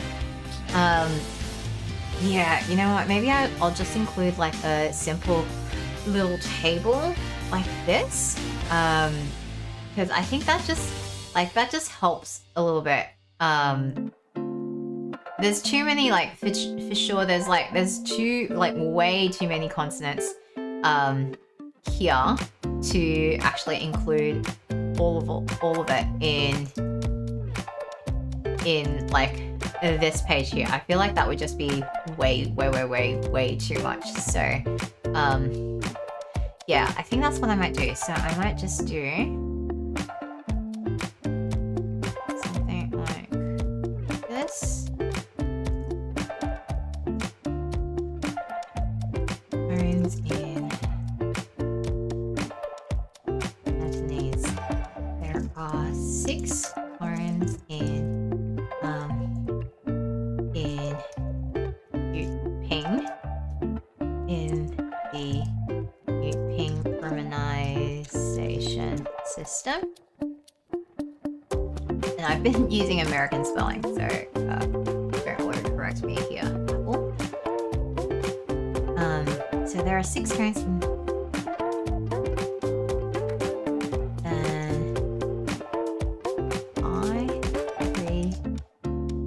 middle, and then low. I think that's how they're described.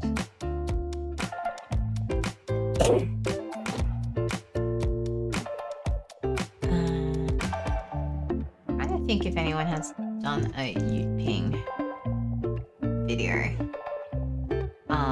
especially from like that linguist guy. Yeah, so there's been like a couple of videos on this, which is good. Okay, cool. So I think we're just gonna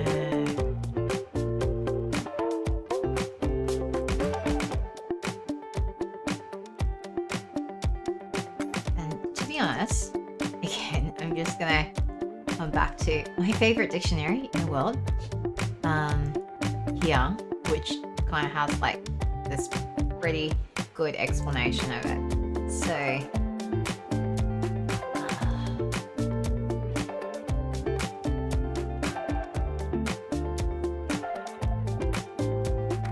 okay, we're just gonna copy that here for a second, just so you can see it.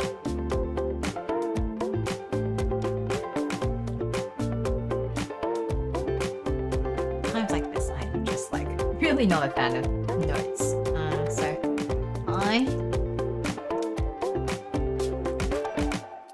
tones in Cantonese. See, I said we weren't going to do this, and here I am doing this. It's okay. It needs to be done. Okay, so tones in Cantonese. Cantonese is a tonal language, which means the meaning of the words which means tone is important to means the tone of a word is critical to its meaning. This is probably like not the best way to explain this, but like this is kind of like what I interpret it as.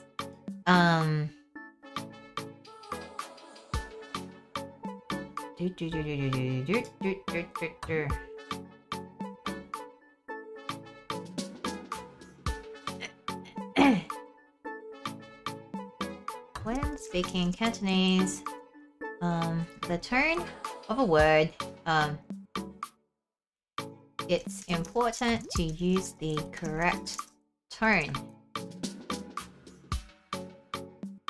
As this is part of the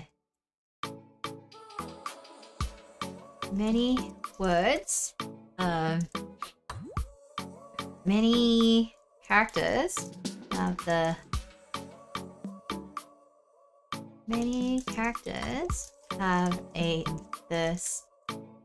use the same sounds but have different tones,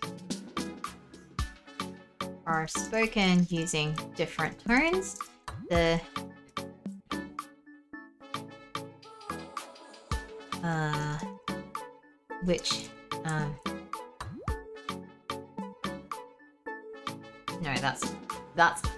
that's even more confusing. So, because we're gonna say because tone is because tone affects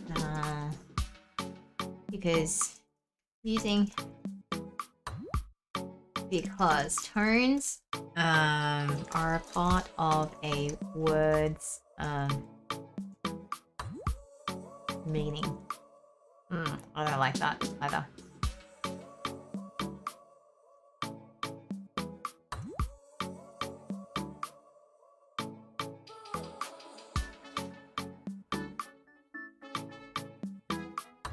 Unlike English, tones are integral to the where tones generally represent emotion, where tones indicate emotion.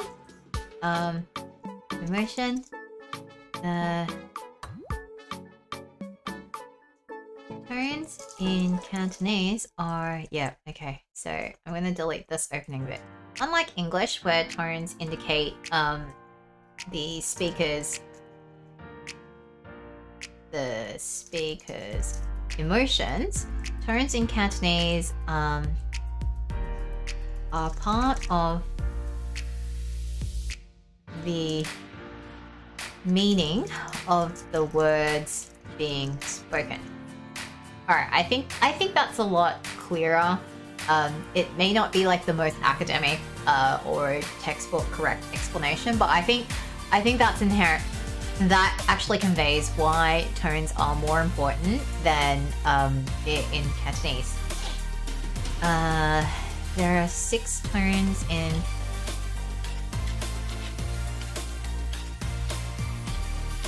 tones.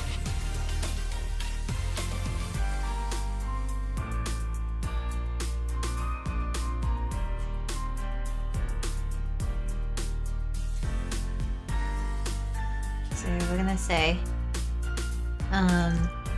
tones are tones.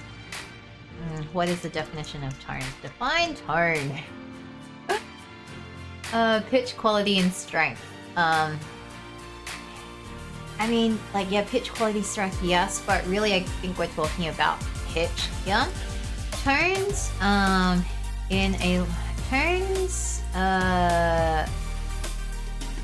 tones refer to the relative pitch of a speaker's voice when speaking aloud.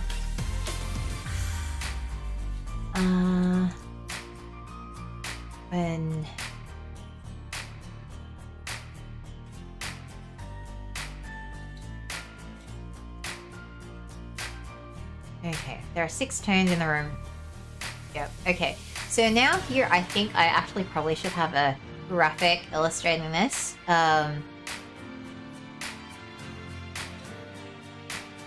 Let's see.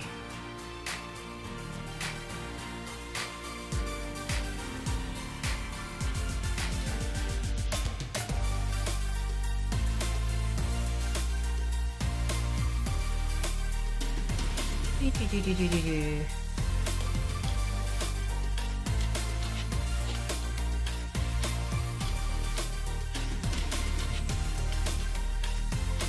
you go. I think I'm gonna illustrate these tones because, like, to be honest, like having, like, knowing that, you know, it's like high level flat or rising to high level, like that's not that helpful. Like I think a visual representation of this is gonna be better. So let's come in here and we're gonna illustrate some tones. So I think what I'll do is I'm gonna make this an 8x8 page. That's what I'm gonna do. So I'm gonna come in here and I'm gonna, I think, illustrate some tones. So I'm gonna, let's see, what should I do? So I think I'll do 2 axes. So I'll do one axis as the, you know what? There's only really one axis that matters. So I've got pitch, and then we've got the different tones. I think that's how I'll draw it. So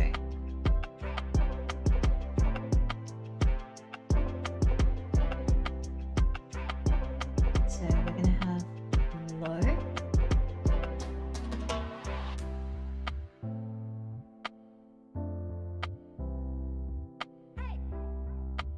and we're gonna have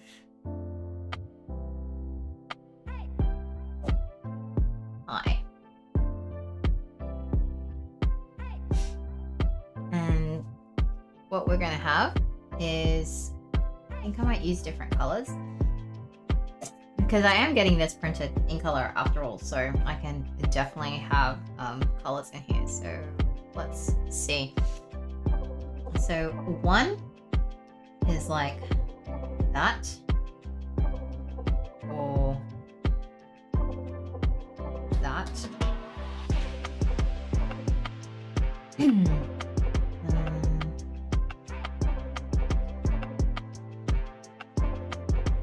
Oh, I should have, no, you know what? I still changed this. So I'm gonna,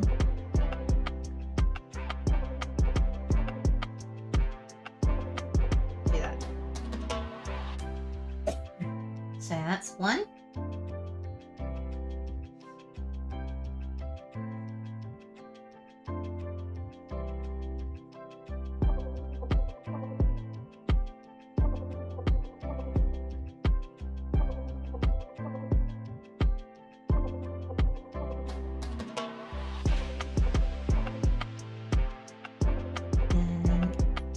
Let's see, different color for 3rd tone. So 3rd tone's kind of in the middle here.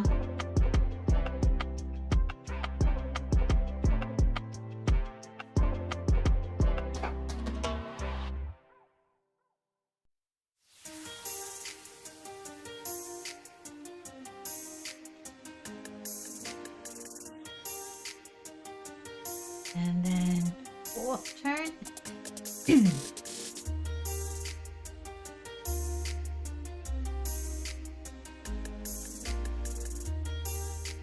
So let's see, 4th tone, low level falling.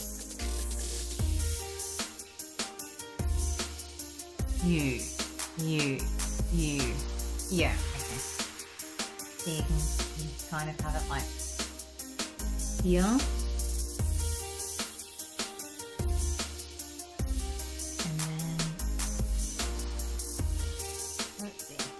I'm running out of color.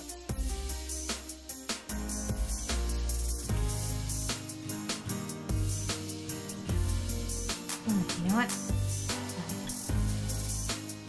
So, I'm gonna list out the tones. So, we have,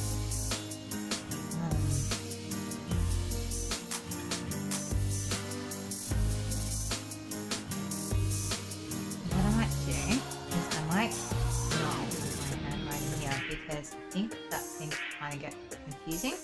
So what I'm going to do is, with this, I am going to lay out text in Procreate, and to use the same fonts just to be consistent.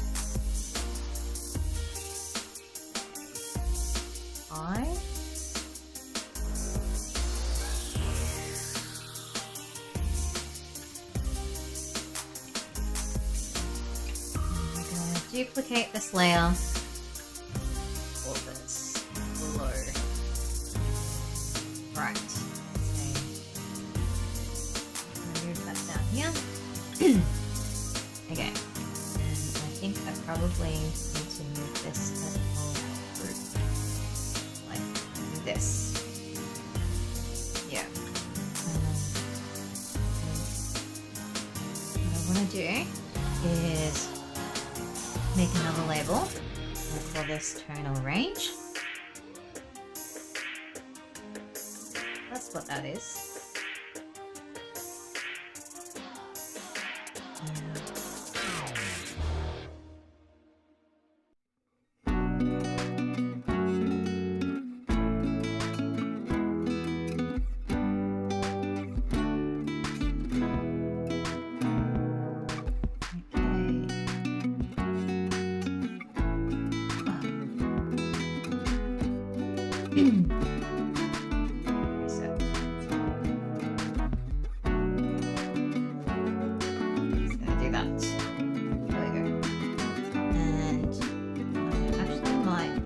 Make that all caps.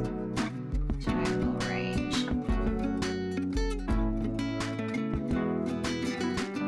Okay. So then that lets me select these, and I'm going to make this small.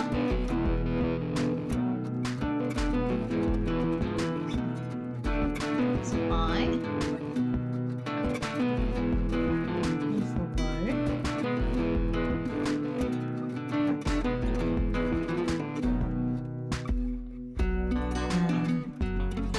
And then what we'll do is I'm gonna actually do a whole bunch of text layers, but I'm gonna do these in my old font. This one, and I'm gonna make these like big. So we're gonna have one.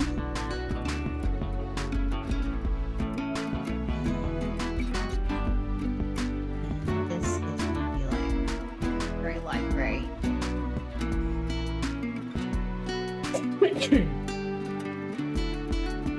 Alright, so then we're gonna just like kind of do 1, 2, 3, 4, 5, 6 across the page here.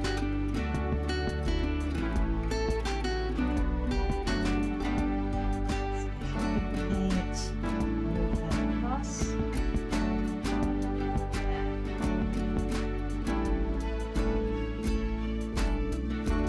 Moving these across.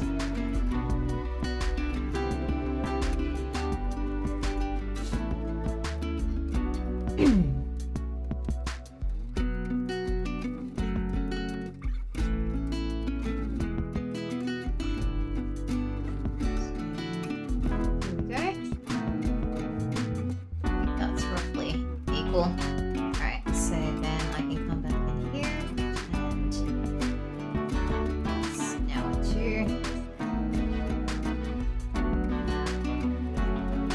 It's a 3.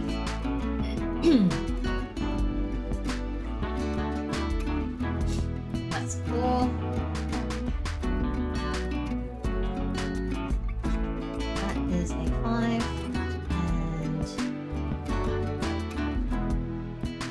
6. Alright. So now we kind of have like 1, 2, 3, 4, 5, 6 across the page. So there are all our tones. Just gonna shuffle these a little closer here. And we're going to now get our layer and draw on top of these guys. So I'm gonna get I think what I'm gonna do is I'm gonna mark all like the flat tones the same. So I have like kind of my high tone. And I'm gonna make this thicker. No, it won't. I will not make that thicker, because that looks kind of weird when I draw it. So I have my high tone, which I'll start. I might do it. Yeah, I might do these as like little arrows. So what I want to do is I want to kind of like take up the full length of the number. So I have that. And I might also do like a dotted down here because this can also be like the falling tone. And then I've got tone 3, which is a mid-level flat. So 3 means I'm going to start right here.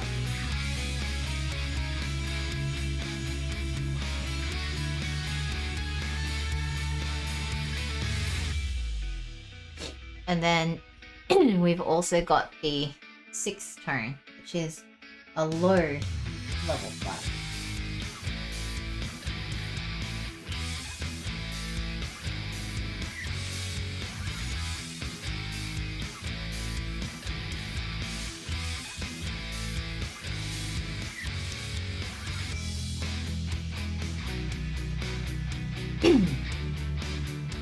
And then that lets me change colors. So I'm going to change to red, and I'm going to do the tones which are like in motion, I guess. You know what? I should have done that first tone. That, which is that's fine. Let's go back and undo all of these.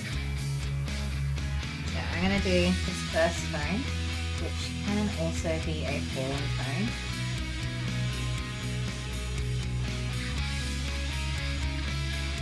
Like that. Rising to high level.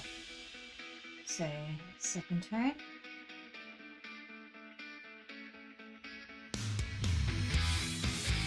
U would be a second tone. And then we've got low level falling. U would be a low level falling. So I'm going to start this fairly low here. Whoops, forgot the starting point. There we go.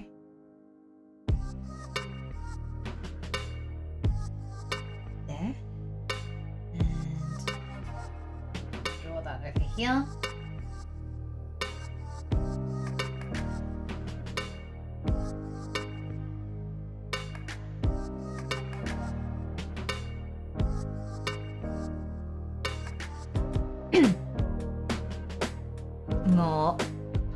Ngor is like a 5th tone, which is a rising to mid-level.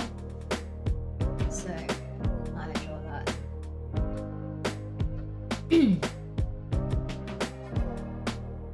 Here.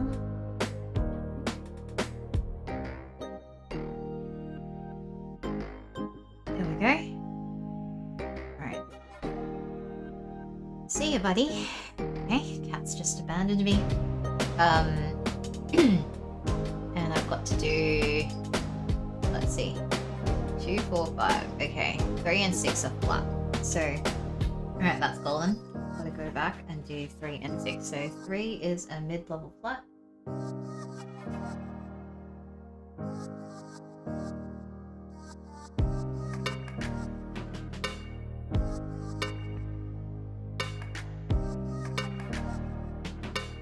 And 6 is a low level flat.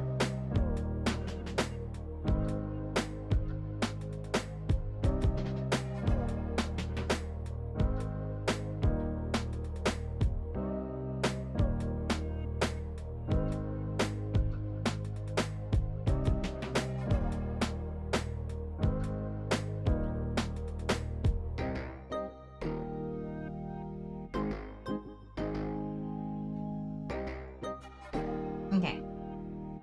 So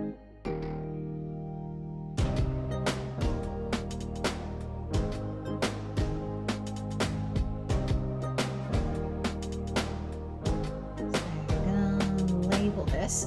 I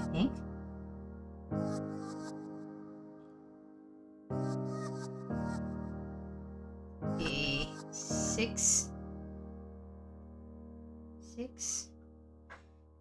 Ute ping tones, I think is how I'm going to label it.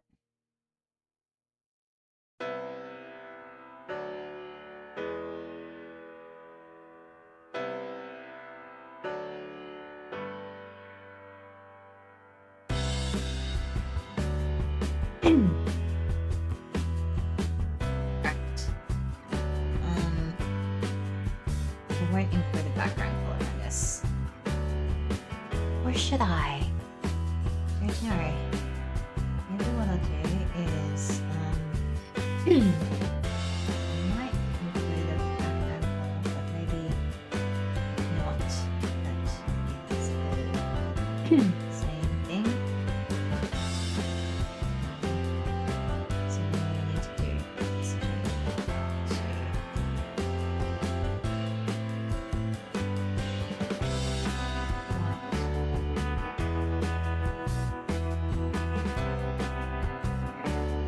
because I feel like I have a lot of white on these educational pages, which is like not necessarily a bad thing, but like visually it's a bit meh. After going through like pages and pages and pages of colorful illustrations in the book. Okay, I feel like that's better. Maybe?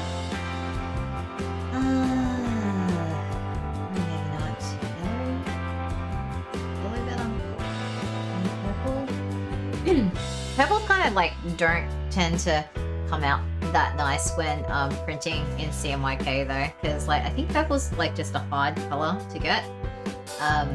It's not that you can't do it, but like it just doesn't ever look quite as nice on the page as it does on the screen.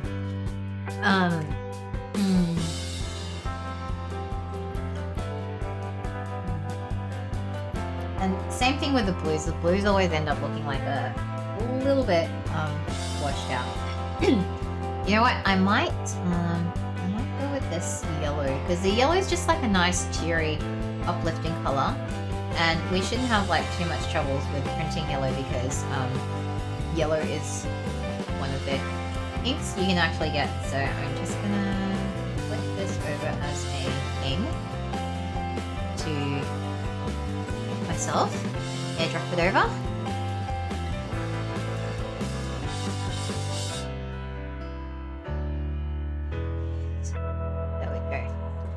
Alright, so here we can, I'm going to rename this the Ute Ping Tones, and then we're going to drag that over here.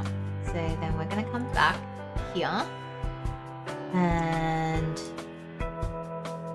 oh, there's our text box. Right, so I'm going to copy all of this and paste it in here, and we are going to make this big. So content properties, no,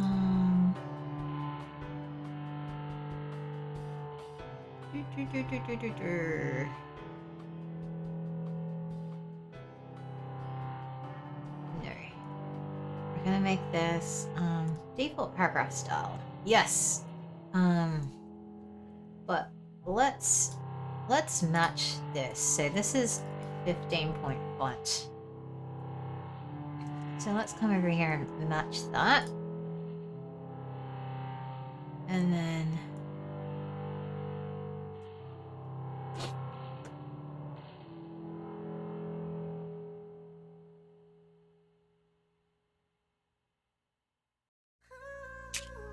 what I can do is, oh no, I don't want to attempt a Ute Ping video because that is not actually something I'm the best at. So I think what I might do is I might put in that they can go to our YouTube channel for a roundup of pronunciation resources, because I can actually do that quite easily. I can just create a YouTube playlist of good videos that go through it instead of trying to create my own. So that's what I might do. So is it? No. Yeah. So yeah, I'm gonna select all of this. Let's just come back to our 15 point. YouTube channel.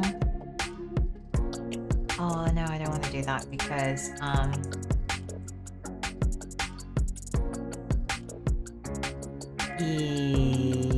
yeah, no. I want to have this quite standalone.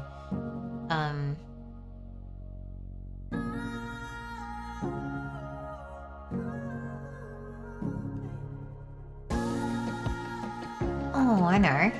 Maybe what I could do is move this stuff about the pronunciation.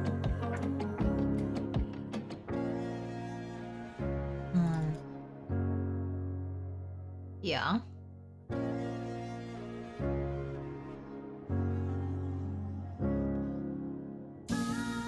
Yeah.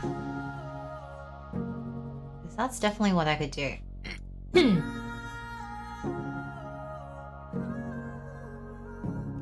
Yes, I think that's what I want to do. So, oops. Undo that. Whatever it was that I did. I don't want that to stick, so I'm gonna move that here. Then these two, I'm gonna actually move here. How about that?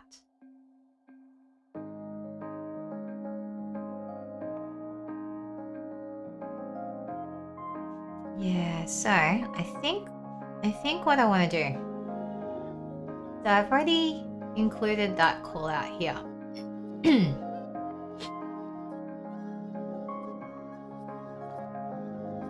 I don't know if I need this again here. Thinking about this. Okay, so I think what I want to do is I probably want to switch the order of the pages between here. Between the full text and the stuff about the pronunciation, because from a flow perspective you kind of want to have this first.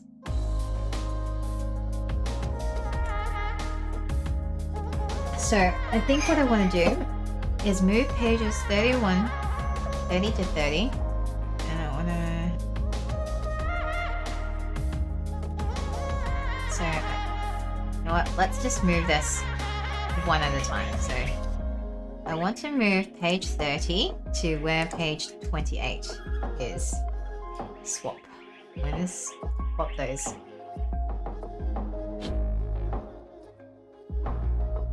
And then we're going to also move page 31 to swap page 31 with 29.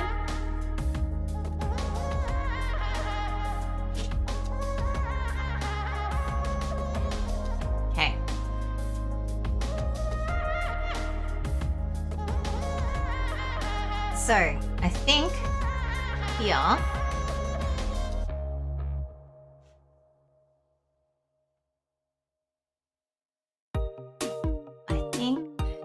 arguably I want to swap these again. So I want to swap 28 with 29.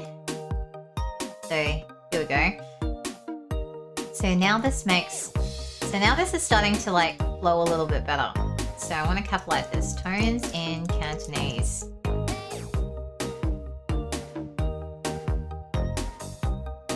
And let's make this big. Let's make this like 30 point. Go. Okay. So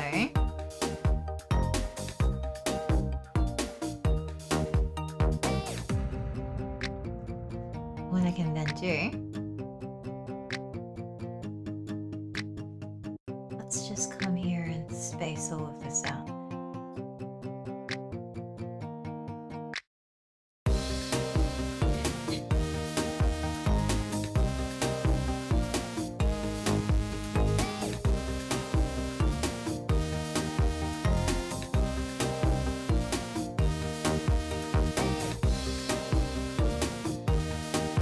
move this.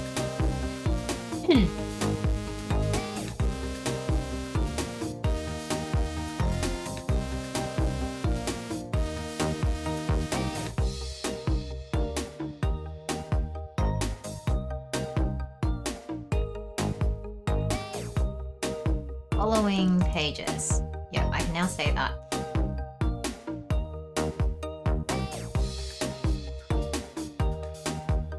So what I think I want to do is say translation notes.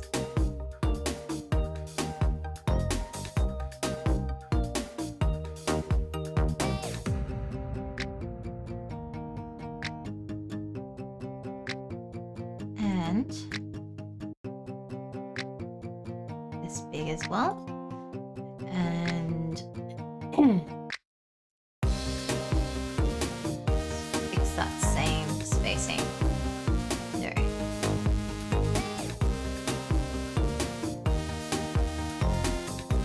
Oh, I don't like that. Oh, you know what? I think I've done like some weird line break things here.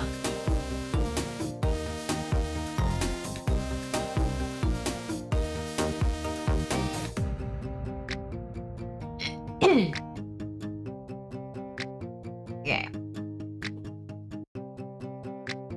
So now I can pick this up here and just space that out. Okay. So I think I can still have that.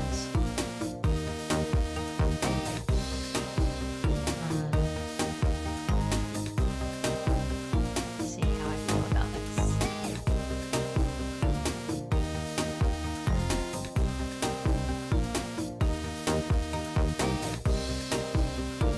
Yeah, I'm not entirely convinced I still need this read along stuff anymore, because I have that here. So I might actually be able to delete it from here altogether. So yeah, why don't I do that? I kind of don't like having too many QR codes scattered around the book. It just kind of is a bit messy. Okay, so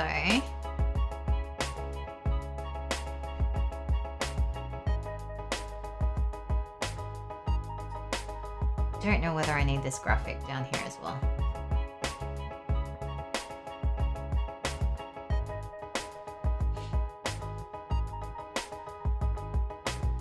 Like, I remember trying to put this graphic in the first time and it was just like, oh my goodness, it took like forever. Oh no, it's pasted. Just gonna undo that.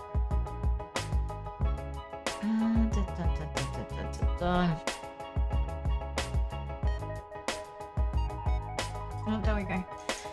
Okay, don't undo. Oh, Scribus is killing me. Edit, redo.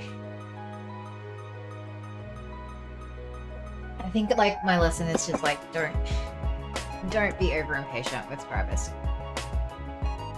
Because if I have this here, I'm kind of like, I don't know where to put this. Like maybe I could stick it up here. There's like a little bit of a graphic, but I kind of think like it doesn't really fit per se. Like it just looks a little bit out of place. I can make this smaller. You know what? I'm gonna get rid of it. I don't need it. I don't need it there.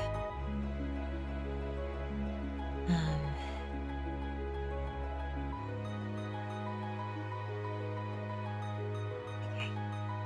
Which means if I come back to here and get rid of this.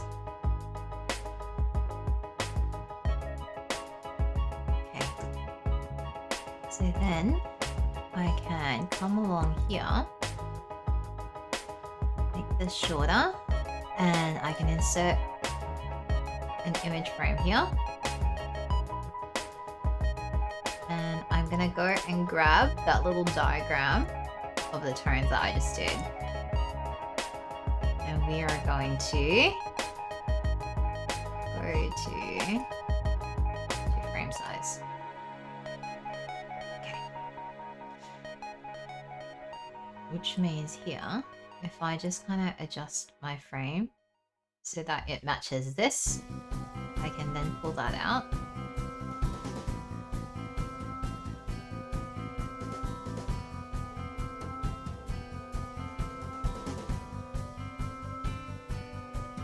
Rescaling.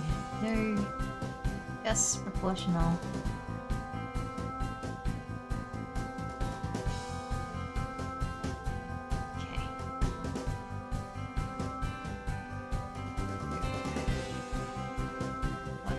Much narrower. That.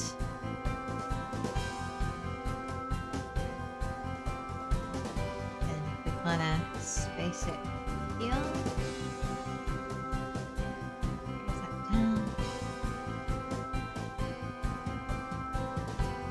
Okay.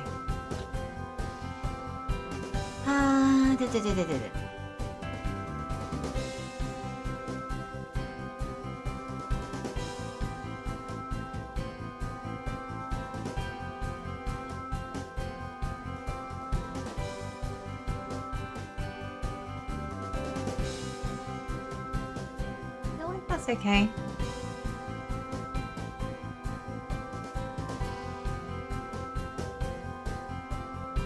I'm wondering if I need any more yarn. Probably not. So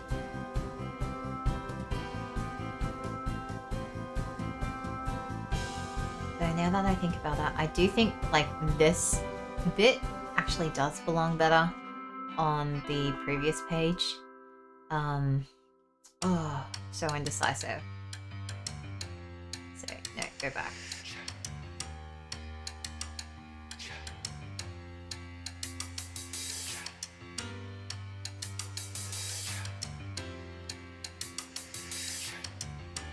No, I think this is okay.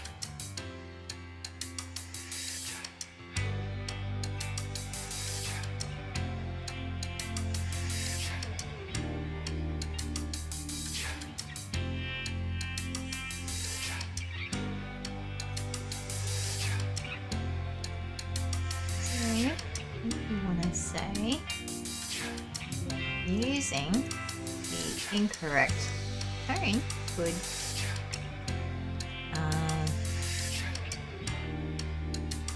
changes the meaning of what is said and can make it difficult for you to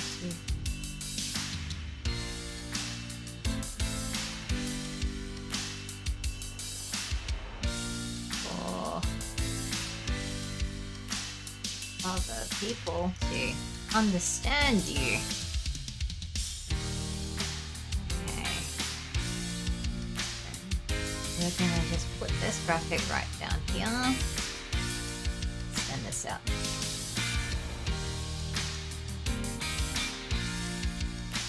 Okay. Alright. I'm gonna say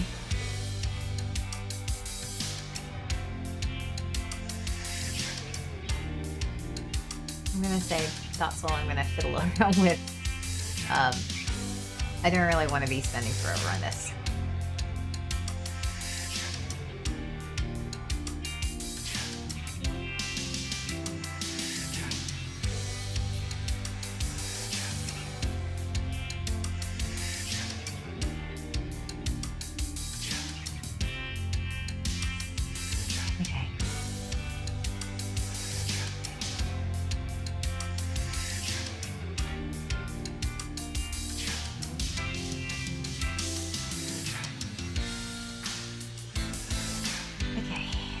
So I think I'm happy with that. I'm just gonna go back up and check my front matter. That's all good. Yeah,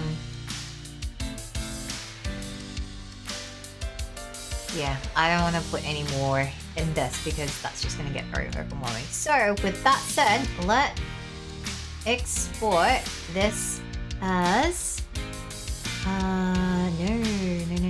So when we're exporting for IngramSpark, there are some very, very specific requirements that you have to do. And specifically, they need this particular PDF version, and Scribus will have like a whole bunch of like pre-flight stuff. And here, what this is saying is that like I'm not using like CMYK for the color profile, which I haven't. So all that means is like the colors are not going to come out the same when it's physically printed to what I see on screen, and that's fine. Then it's saying applied master page has different page destination. I think that's fine. Text overflow. Oh, yeah. That's interesting. What's happened there? Please don't tell me that I've mucked up something. Not sure what's going on there. So we're gonna just go back here. Check what the heck is going on here. So, oh, we're gonna make this English text. Hello? English text, please.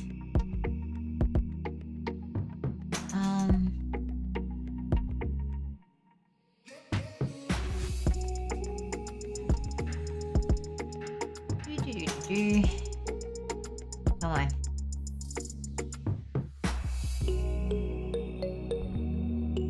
So what I want to know is what exactly is going on with this text box.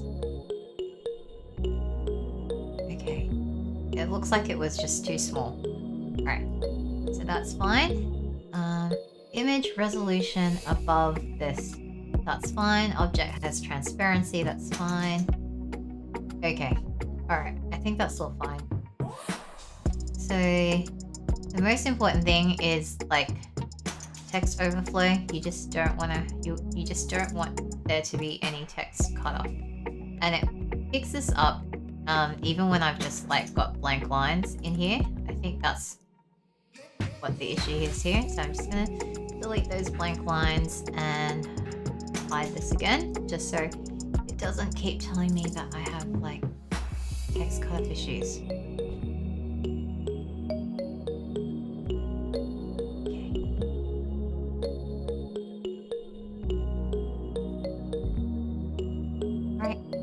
There should be nothing else that's cut off.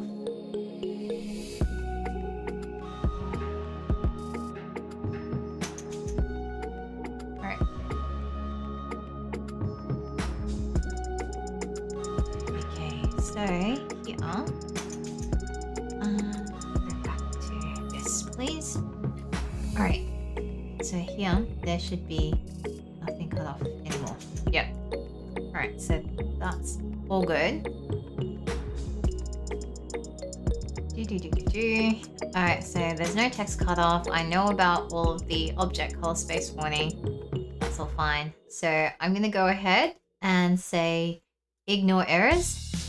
And I am going to go ahead and update this. So I'm going to put in today's date, which is the 17th. Finding left, blah, blah, choose all pages. And here's the thing, I want to cap my maximum image resolution at 300 dpi, because if you don't do that, then IngramSpark is going to throw up a whole bunch of errors. I want to make sure that all my fonts are embedded. I'm not going to do any extras here. And I just basically, you don't want to do anything with the document layout because IngramSpark is going to kind of do their thing. So, and IngramSpark also doesn't want like any of these marks and things like that. And to make sure to use my document bleed. And here we go. All right, save. So now this is just gonna go through and export all of this on IngramSpark, which is like the worst, I think, in the user interface. IngramSpark's user interface is just really, really frustrating because KDP's interface is just like so much better. But that's okay. It's fine. Once you kind of learn it, it's okay. Like it gets manageable. All right, so it's just gonna take a while to export all of this stuff. Oh my goodness, like stuff always takes so much longer to do than I think it will. And at the minute, I don't even know if I want to change the cover at the minute because I kind of have like this massive QR code on the back, which I'm a bit like, you know, I want that there. I think maybe I should like change the approach for that because maybe I don't need this massive thing on the back. Who knows? What I might do is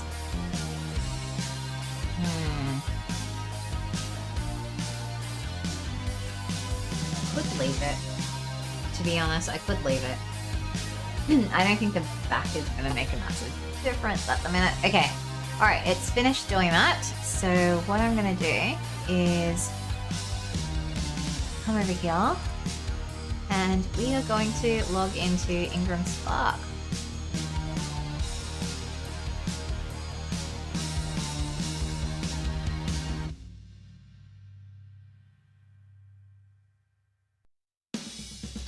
So, IngramSpark. Alright, let's go.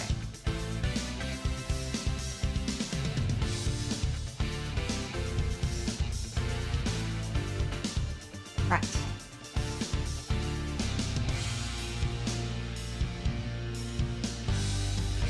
So here what I'm going to do is come back into my case laminate, which is my high copy. My high cover, sorry.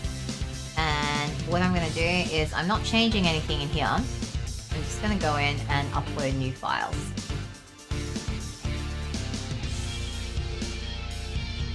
And specifically, I'm just uploading a new print interior. So I'm going to go click upload. Yes, I understand. Come to my server.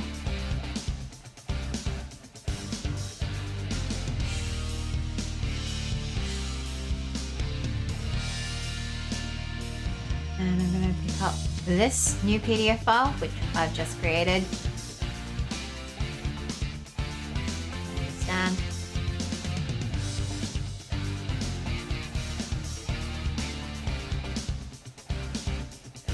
And the next thing I'm going to do is I'm actually going to go and grab my discount code from the Small Press Network.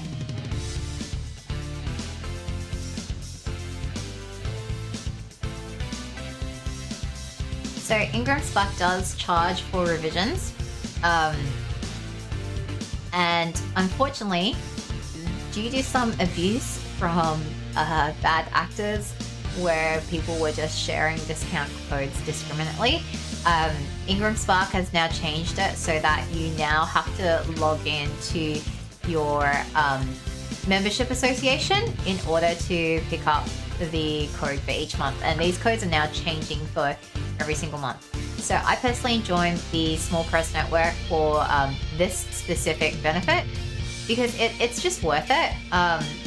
Like by the time you count on how many revisions you do to your files, it is like well worth the annual membership fee to join just so you can actually get the IngramSpark discount code.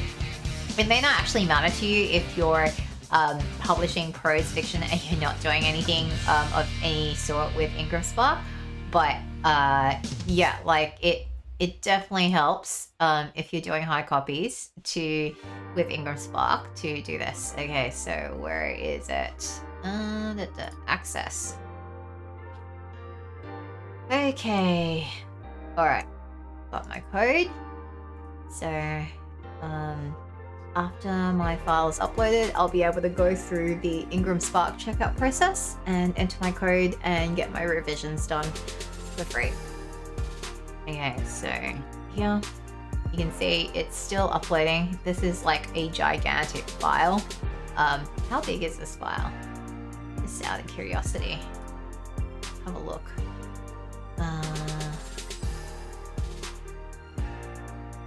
It's like 40 megabytes. And my internet is really slow, hence this is taking forever. Okay, uploaded. Alright, so it's still going.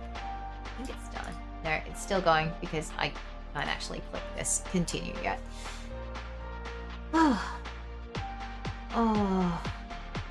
I'm so glad I've got this done because this is the thing I've been putting off for doing for ages and ages and ages, so I just kind of really needed to get it. Here we go. So you can see now it's done. So I'm just gonna hit continue. And then IngramSpark is gonna kind of do this little bit of a validation with the title metadata and also the content files. And this kind of is like their automated validation, sorry.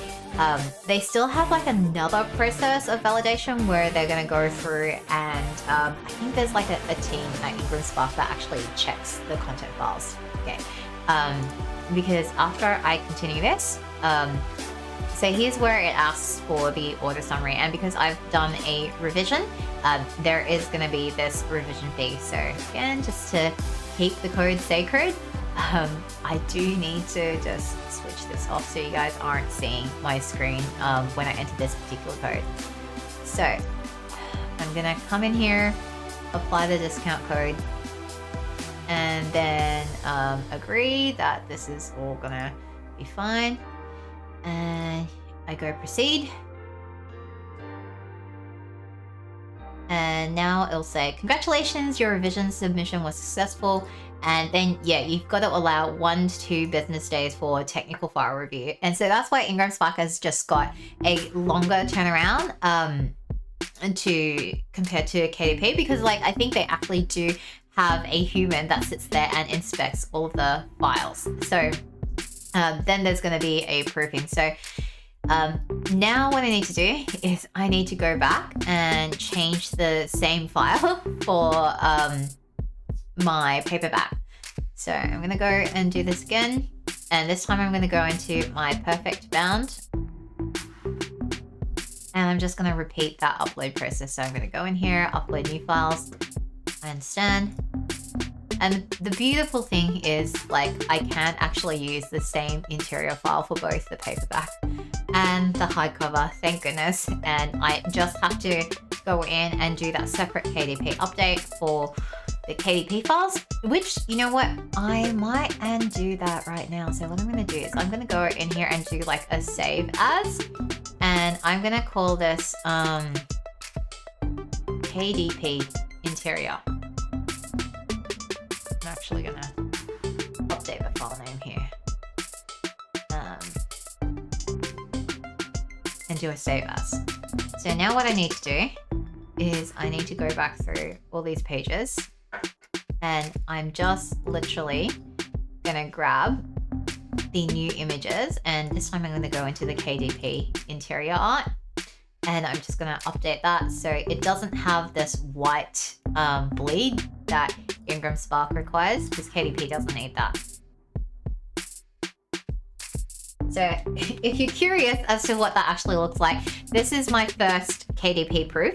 And you know what, I'm just gonna do this. So this was my first KDP proof, and what you'll actually see is if I open it, because I use the same interior file as I did for IngramSpark, you can see like there's this awful white thing down the middle, and that's what happens if you use the same interior file for KDP as you do with IngramSpark. Like, it is just not a good idea if you're doing a picture book. Don't do it with a picture book. With a prose novel, probably fine, but picture book, not a good idea. Picture book, you should just do separate files for the interiors of KDP and IngramSpark. It will just look much, much better.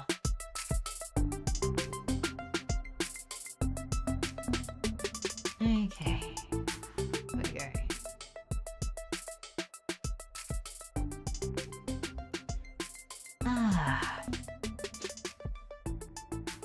That's right. I ran into the same problem last time.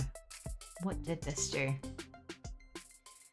So like, for whatever reason, on this particular page, like it just doesn't like to, it's like doing something extremely odd. Position, rescaling. Yeah, I don't know why. Hang on. Oh, how did I fix this last time? You to width. Nope. You zoom 100%.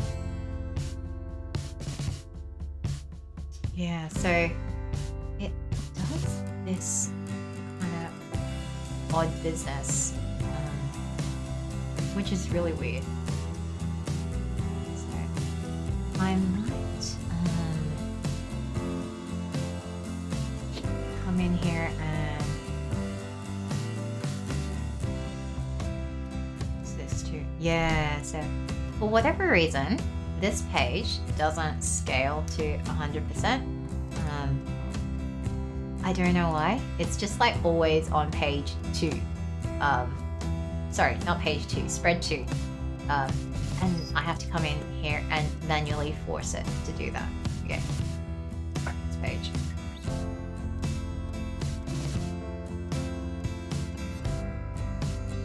Honestly, on these pages, like, you can hardly tell that there is even that gap there. But let's just be thorough and consistent. Okay, so yeah, some pages, like, it's got that, others it doesn't. Okay. I'm just gonna leave that there because I feel like I'm gonna be doing this a lot for a lot of these pages. So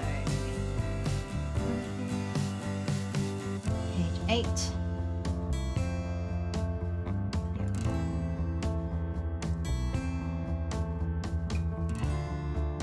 You know what? This probably means that the first page was like this as well. Only it's just with the first page you can't really tell that it's like that. Okay. Come on. Okay, so now I am gonna jump back to page 2 here. No, you know what? That's fine. I don't know, guys. Like, really weird stuff that happens.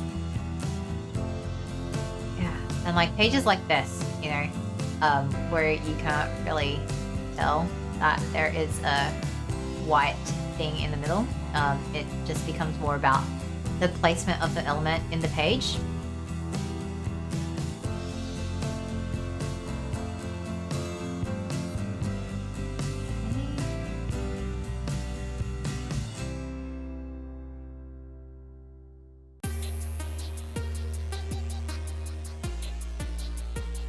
Oh.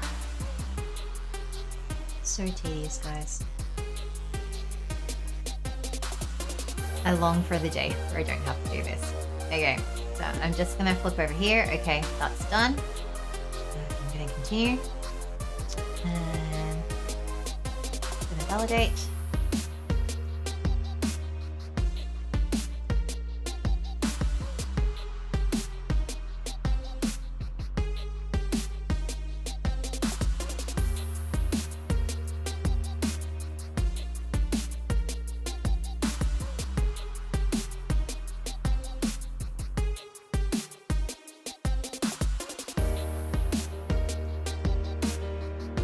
Alright, and got the right page. There we go.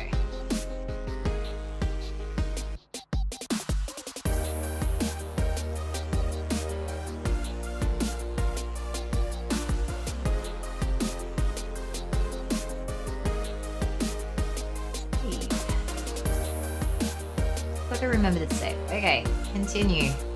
Alright. Just gonna go and grab my discount code again.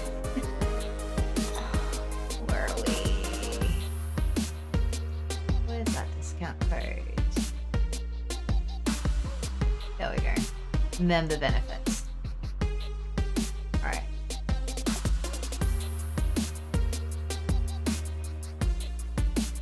apply that discount code and hit I agree, submit.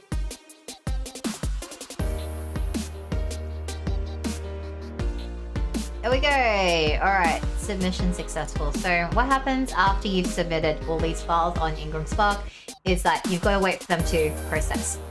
And literally this is why like the membership fee is worth it, because I just saved 50 bucks. So what you'll have here is you'll see like this little processing status, and you can actually click on this to see what it's waiting for. So at the minute, you can see that this seems to be thinking that like it's for waiting materials or whatever. Don't know what's going on, but you can see it's definitely processing. So this will update in a sec. Like again, the IngramSpark interface isn't like the best thing ever, but this will actually update with the notes. Okay, so here you go. This has got my notes here that I have submitted a revision here. Oh, all right. Oh, and also, beware of time zone. So because of my Australian time zone, you can see here like that this is almost 10 p.m. For IngramSpark's main team, which I think, are they Central Time? I think they're Central Time, something like that. So I'm not gonna actually see anything come back until like the next day at least. I don't think the turnaround's gonna be that quick. This one at the minute looks like it's still going into their queue because this hasn't even updated with the notes that I've submitted a revision, but it will do in due course. So that's basically the IngramSpark side of things.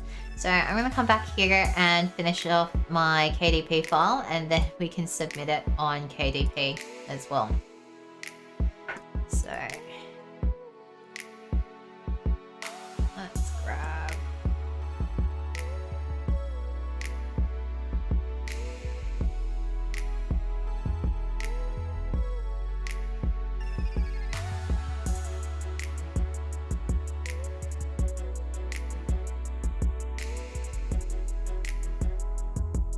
And this is why it was like so much more efficient to export all of the images at once. Otherwise, I would be having to like go back into XN Converter and like do that whole step that you saw me do on the last live stream. Not fun. Now what's going on here? Like, this isn't like matching up perfectly.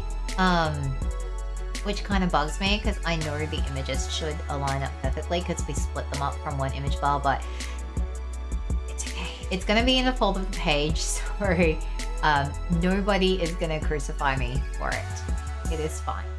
It is fine. Arguably, I don't even need to update that page at all because, like, you know, it's just a blank white page. But anyway, I like doing things for completeness. So that's what we're going to do. We're going to do all this for completeness, just so everything is consistent.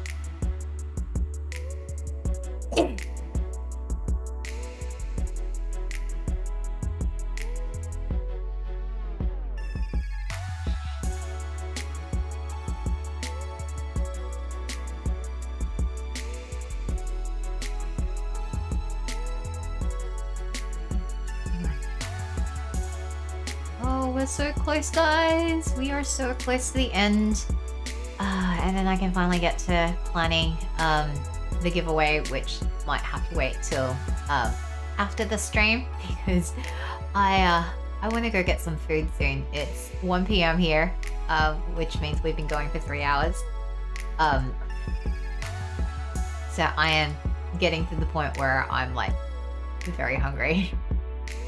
Okay. Almost there. Almost there.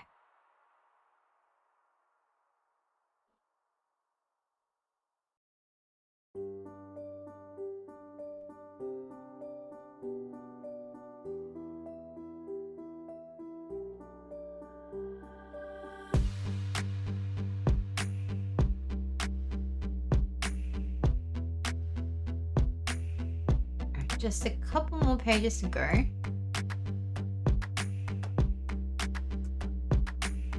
And you can imagine how much faster this would be if I didn't have to manually update all of these images. Which might be something that, like, I investigate when I have, I don't know, a spare hour somewhere.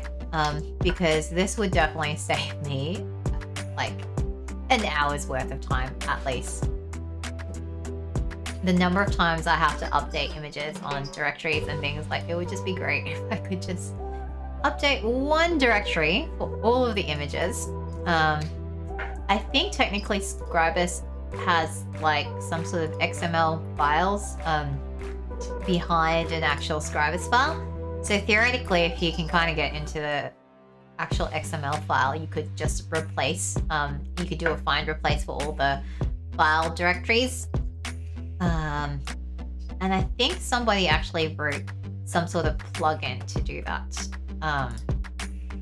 But that's something I haven't explored as yet. I don't think I'm gonna get the time to do that as yet. Because right now it's like, if I have an extra hour to work on stuff, should I go and work on automating more parts of my workflow, or should I maybe like haul ass and work on my second book, which I really need to finish illustrating so that I can publish it. And the book always wins, because of course the book always wins.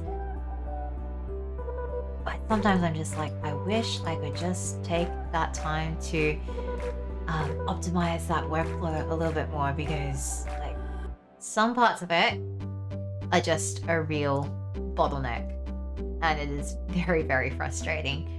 I think that's the whole problem with doing anything new for the first time. Like every time you're doing something, you're building systems for the first time, and all of that just takes extra effort that you know, you don't need to spend if you've already got all of this set up. Unfortunately, when it's your first time through, like everything is always, you're always setting things up for the first time. So I kind of don't expect this to get any better, at least until I've done maybe 4 books or something like that.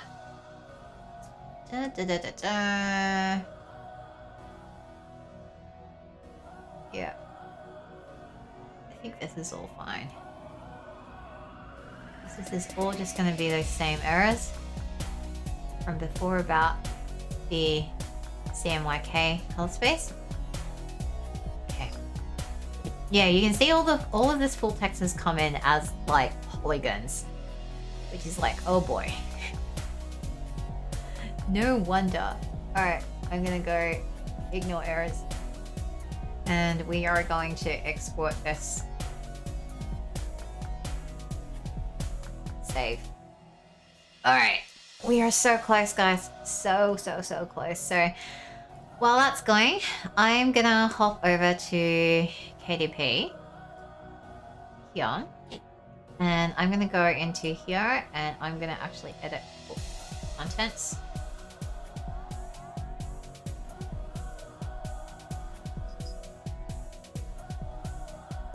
And hopefully, there we go.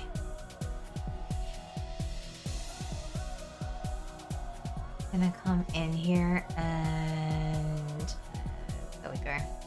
So you can see how much simpler the KDP interface is. Like you literally just come in here and hit this button, and you kind of like can see this preview and everything. Okay, so this is still going here. Almost there. I can show you as well. This is how the PDF exported for IngramSpark as well, by the way. So yeah, again, if I just come over here and set it to 2 pages, you can see how the proof looks exactly as we laid it out for IngramSpark. I'm gonna come over here and show my thumbnails for a second. Yeah, I do think that looks like a lot cleaner than what I had, and it's nice to kind of see this up front as opposed to having it all the way at the back. And let's see, here we go. Yeah, this is nice to have here. this is just like a nice little reference before having like this full text, which has got all of the pronunciation. And then therefore when you see this like help with pronunciation, here's a free audiobook, like that just flows a lot better. I wish I had spent more time doing the back matter, the front matter and back matter of my book before I first published it, because this would have just been like a much nicer version to go out. Okay, so that's that. How's this export going? That seems like it's fine.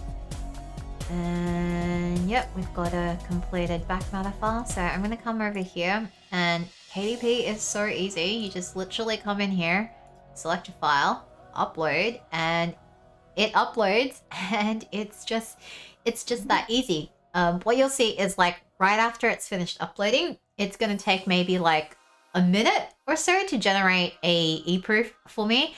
And once I look at that eProof, it's done. Like, and anything else that KDP then prints, it's gonna use that new print file, I think. Not 100% sure. Technically I could check it by like just ordering a proof copy for myself, just to see what it looks like. Except the thing is, I don't recommend ordering proof copies from Amazon, because like if you order a proof copy, it comes in with like this horrible thing printed all over it. Let me just kind of show you guys more clearly, like this. So you'll see that it's got this not for resale printed all over it, and so this is a proof copy from Amazon. I don't know why they want to do that. And the barcode on the back is different as well. They put like a proof only barcode on the back, whereas if you look at and like this is the actual copy from Amazon, like when you order it, so it doesn't have all this. So I ordered this particular copy as just like a random Amazon customer. I just went to my own product page and ordered it.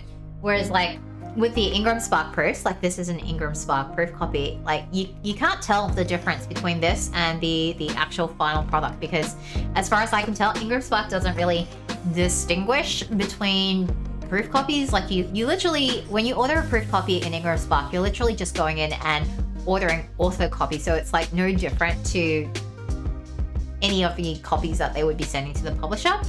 Sorry, not the publisher, to any retailers placing an order through IngramSpark.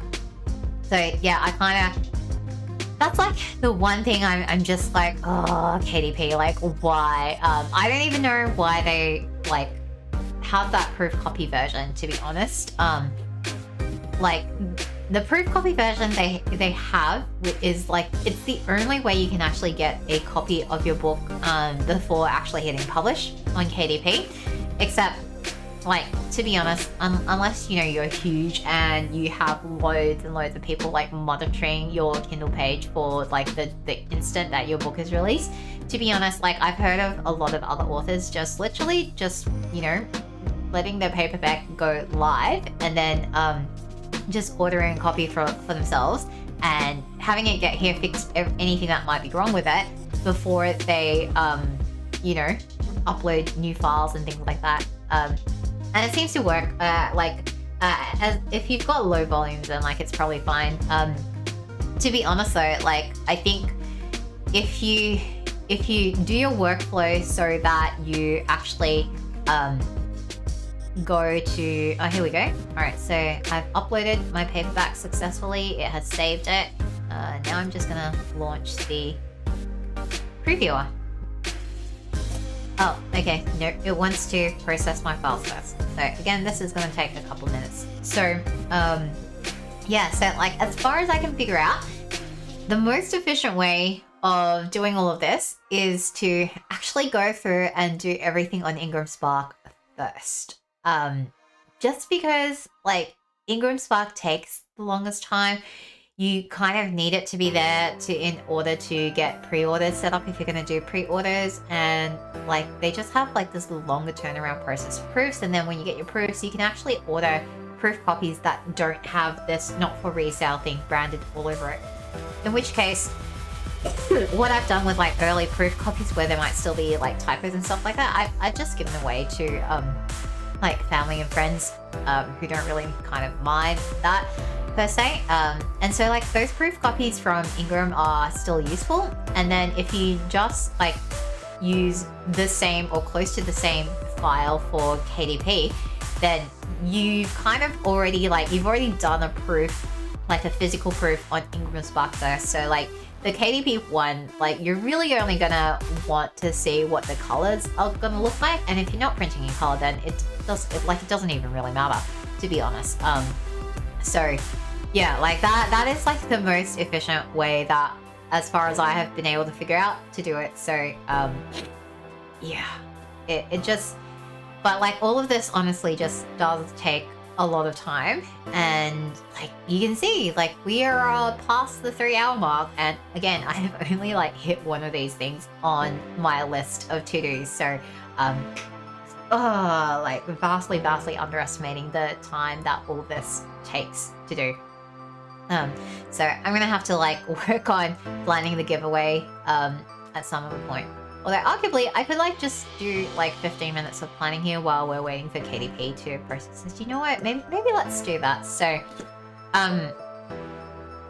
let's go in and close these other books. So I had some plans for a giveaway here. So I kind of use Evernote to work in at the minute, which is helpful for me because like it's just easy to brain dump everything. So the first thing I did when I was thinking about a giveaway was I just went up and looked up, you know, what are all the laws around giveaways? Are there any laws? What are the requirements, etc.? And the answer was there are loads and loads and loads of laws around giveaways. Specifically, the laws seem to exist at state levels, and all of the laws are trying to figure out whether you're doing something sus, and whether your giveaway is crossing the territory into like running a lottery, because lotteries are very strictly regulated everywhere. So the two things I figured out is that most of these laws, while they use different terminology around the world, is they kind of have two buckets of things. So you either have a contest that is completely random, so like a random thing, or you can have a contest of skill. And with the line that you have to be careful that you're not crossing when you're doing a giveaway as opposed to a lottery, as far as I can tell. And again, disclaimer here, not a lawyer. I've just been reading up like a lot of the legislation and things like that around this. As far as I can tell, the line that you need to make sure you do not cross is that there has to be like no cost for entering the giveaway. And I've seen a lot of people do giveaways on Instagram and things like that, and usually all the giveaways seem to be trying to like attract additional followers and things like that, which I'm not sure, like I'm not sure that's like the best, because like I'm not entirely convinced that more followers on Instagram, for example, is going to result in higher sales. Like it's just, I really want to be able to track how many people who are following me on Instagram actually end up buying my books. So for example, I do kind of track it. So if you look at the link in my bio here, this is a bit.ly link, so I can actually track who is clicking through onto this link. So I think it's actually this link here.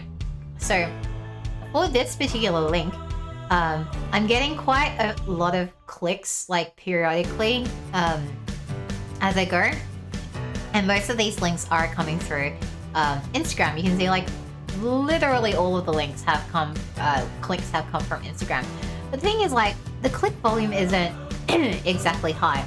So if I look at the period from the 27th of July through to looks like today, you can see that there are people clicking through to my profile, and this particular link takes them through to this page on my website. So I'm not taking them straight through to Amazon, like I'm taking them through to my website, and then they can kind of go here and pick like from, you know, whichever Amazon storefront it is. So I'm kind of of two minds about whether that is efficient or not, or whether that actually discourages sales or not. Because like if I put a direct link to Amazon, for example, then that could probably increase the likelihood of people buying, because like there's less actions for them to do, because now they have to come here and then they have to like actually click through and buy, like, you know, click through to one of these links that I've got on the page in order to actually get to like a buy page. So okay, this is still processing, so I don't know how long this is going to take.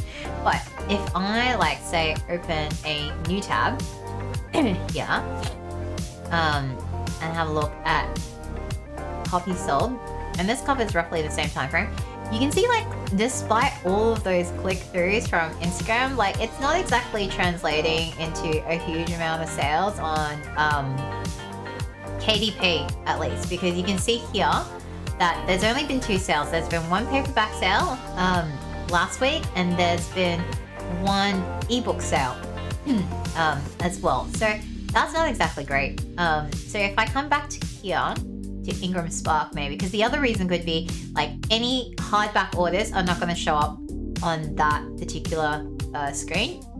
So let's see. Print sales.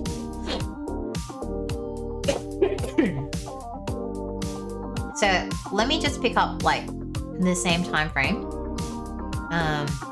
What was it? So the time frame was 27th of July. All right, 27th of July through to, and we'll just go today. And I'm just gonna show mainly the US still, because like I'm finding like most people are like from the US still. Okay, so like nothing coming through here. All right, what about the UK? Anything coming through from the UK? No, nothing from the UK. So anything coming through then from Australia? No, nothing. So what I would conclude here is clicks on bios in Instagram here, like here, are not necessarily translating through into sales, which is kind of what you want them to be doing.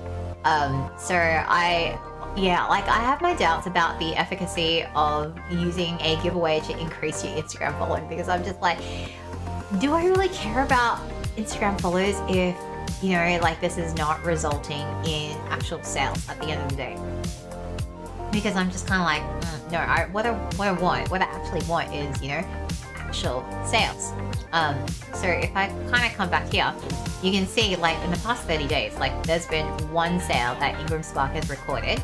And the other really annoying thing is, like, because you're pushing IngramSpark stuff to KDP, it's really hard to figure out whether this particular paperback sale here actually is the same as this here. Because sometimes like KDP will print via IngramSpark as well, in which case I don't know whether like that actually shows up the same. It's a little bit unclear to me from like the reporting here exactly where there might be an overlap.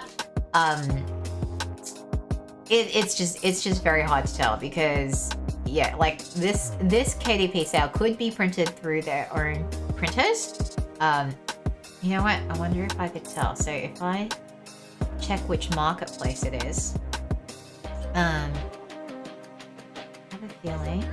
Yeah, okay, so this is the Australian marketplace. So KDP apparently opened their own print facility here in Australia. So that could be a separate sale to this IngramSpark one over here. Just kind of really, really hard to tell at this point. All right, anyway, let's go back to Bookshelf and see if this is finished. Finished setting up.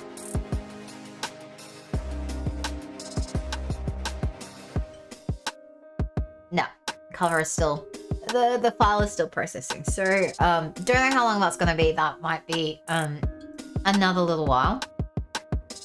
Can I launch a previewer?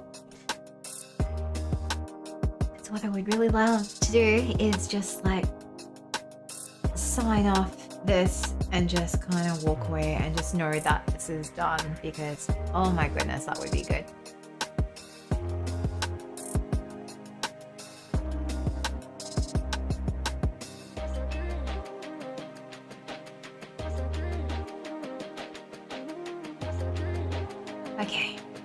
Alright, it is coming up on 1:30 and I am just starving, guys. So what I'm actually going to do is go and get some lunch, and hopefully after I get some lunch and come back, this is going to be ready. So I'm just going to be able to like publish it on KDP and go, which would be brilliant because then I can actually get into planning some other stuff for like other parts of the book. So I'm going to call it a day for this stream here. Thank you for coming to do stuff with me and for hanging out with me. I don't know that all that much interesting has happened on this, so I don't think I'm gonna actually maybe do a highlights for this because like nothing in particular happened that was interesting today. But yeah, see you next time, same time next week for another stream where we will probably finally get to the giveaway. I may actually do the giveaway before that because yeah, it's like I want to run out for the end of August and it's kind of getting close, so I may actually do a little bit of pre-work before that one. But yeah, see you guys next time.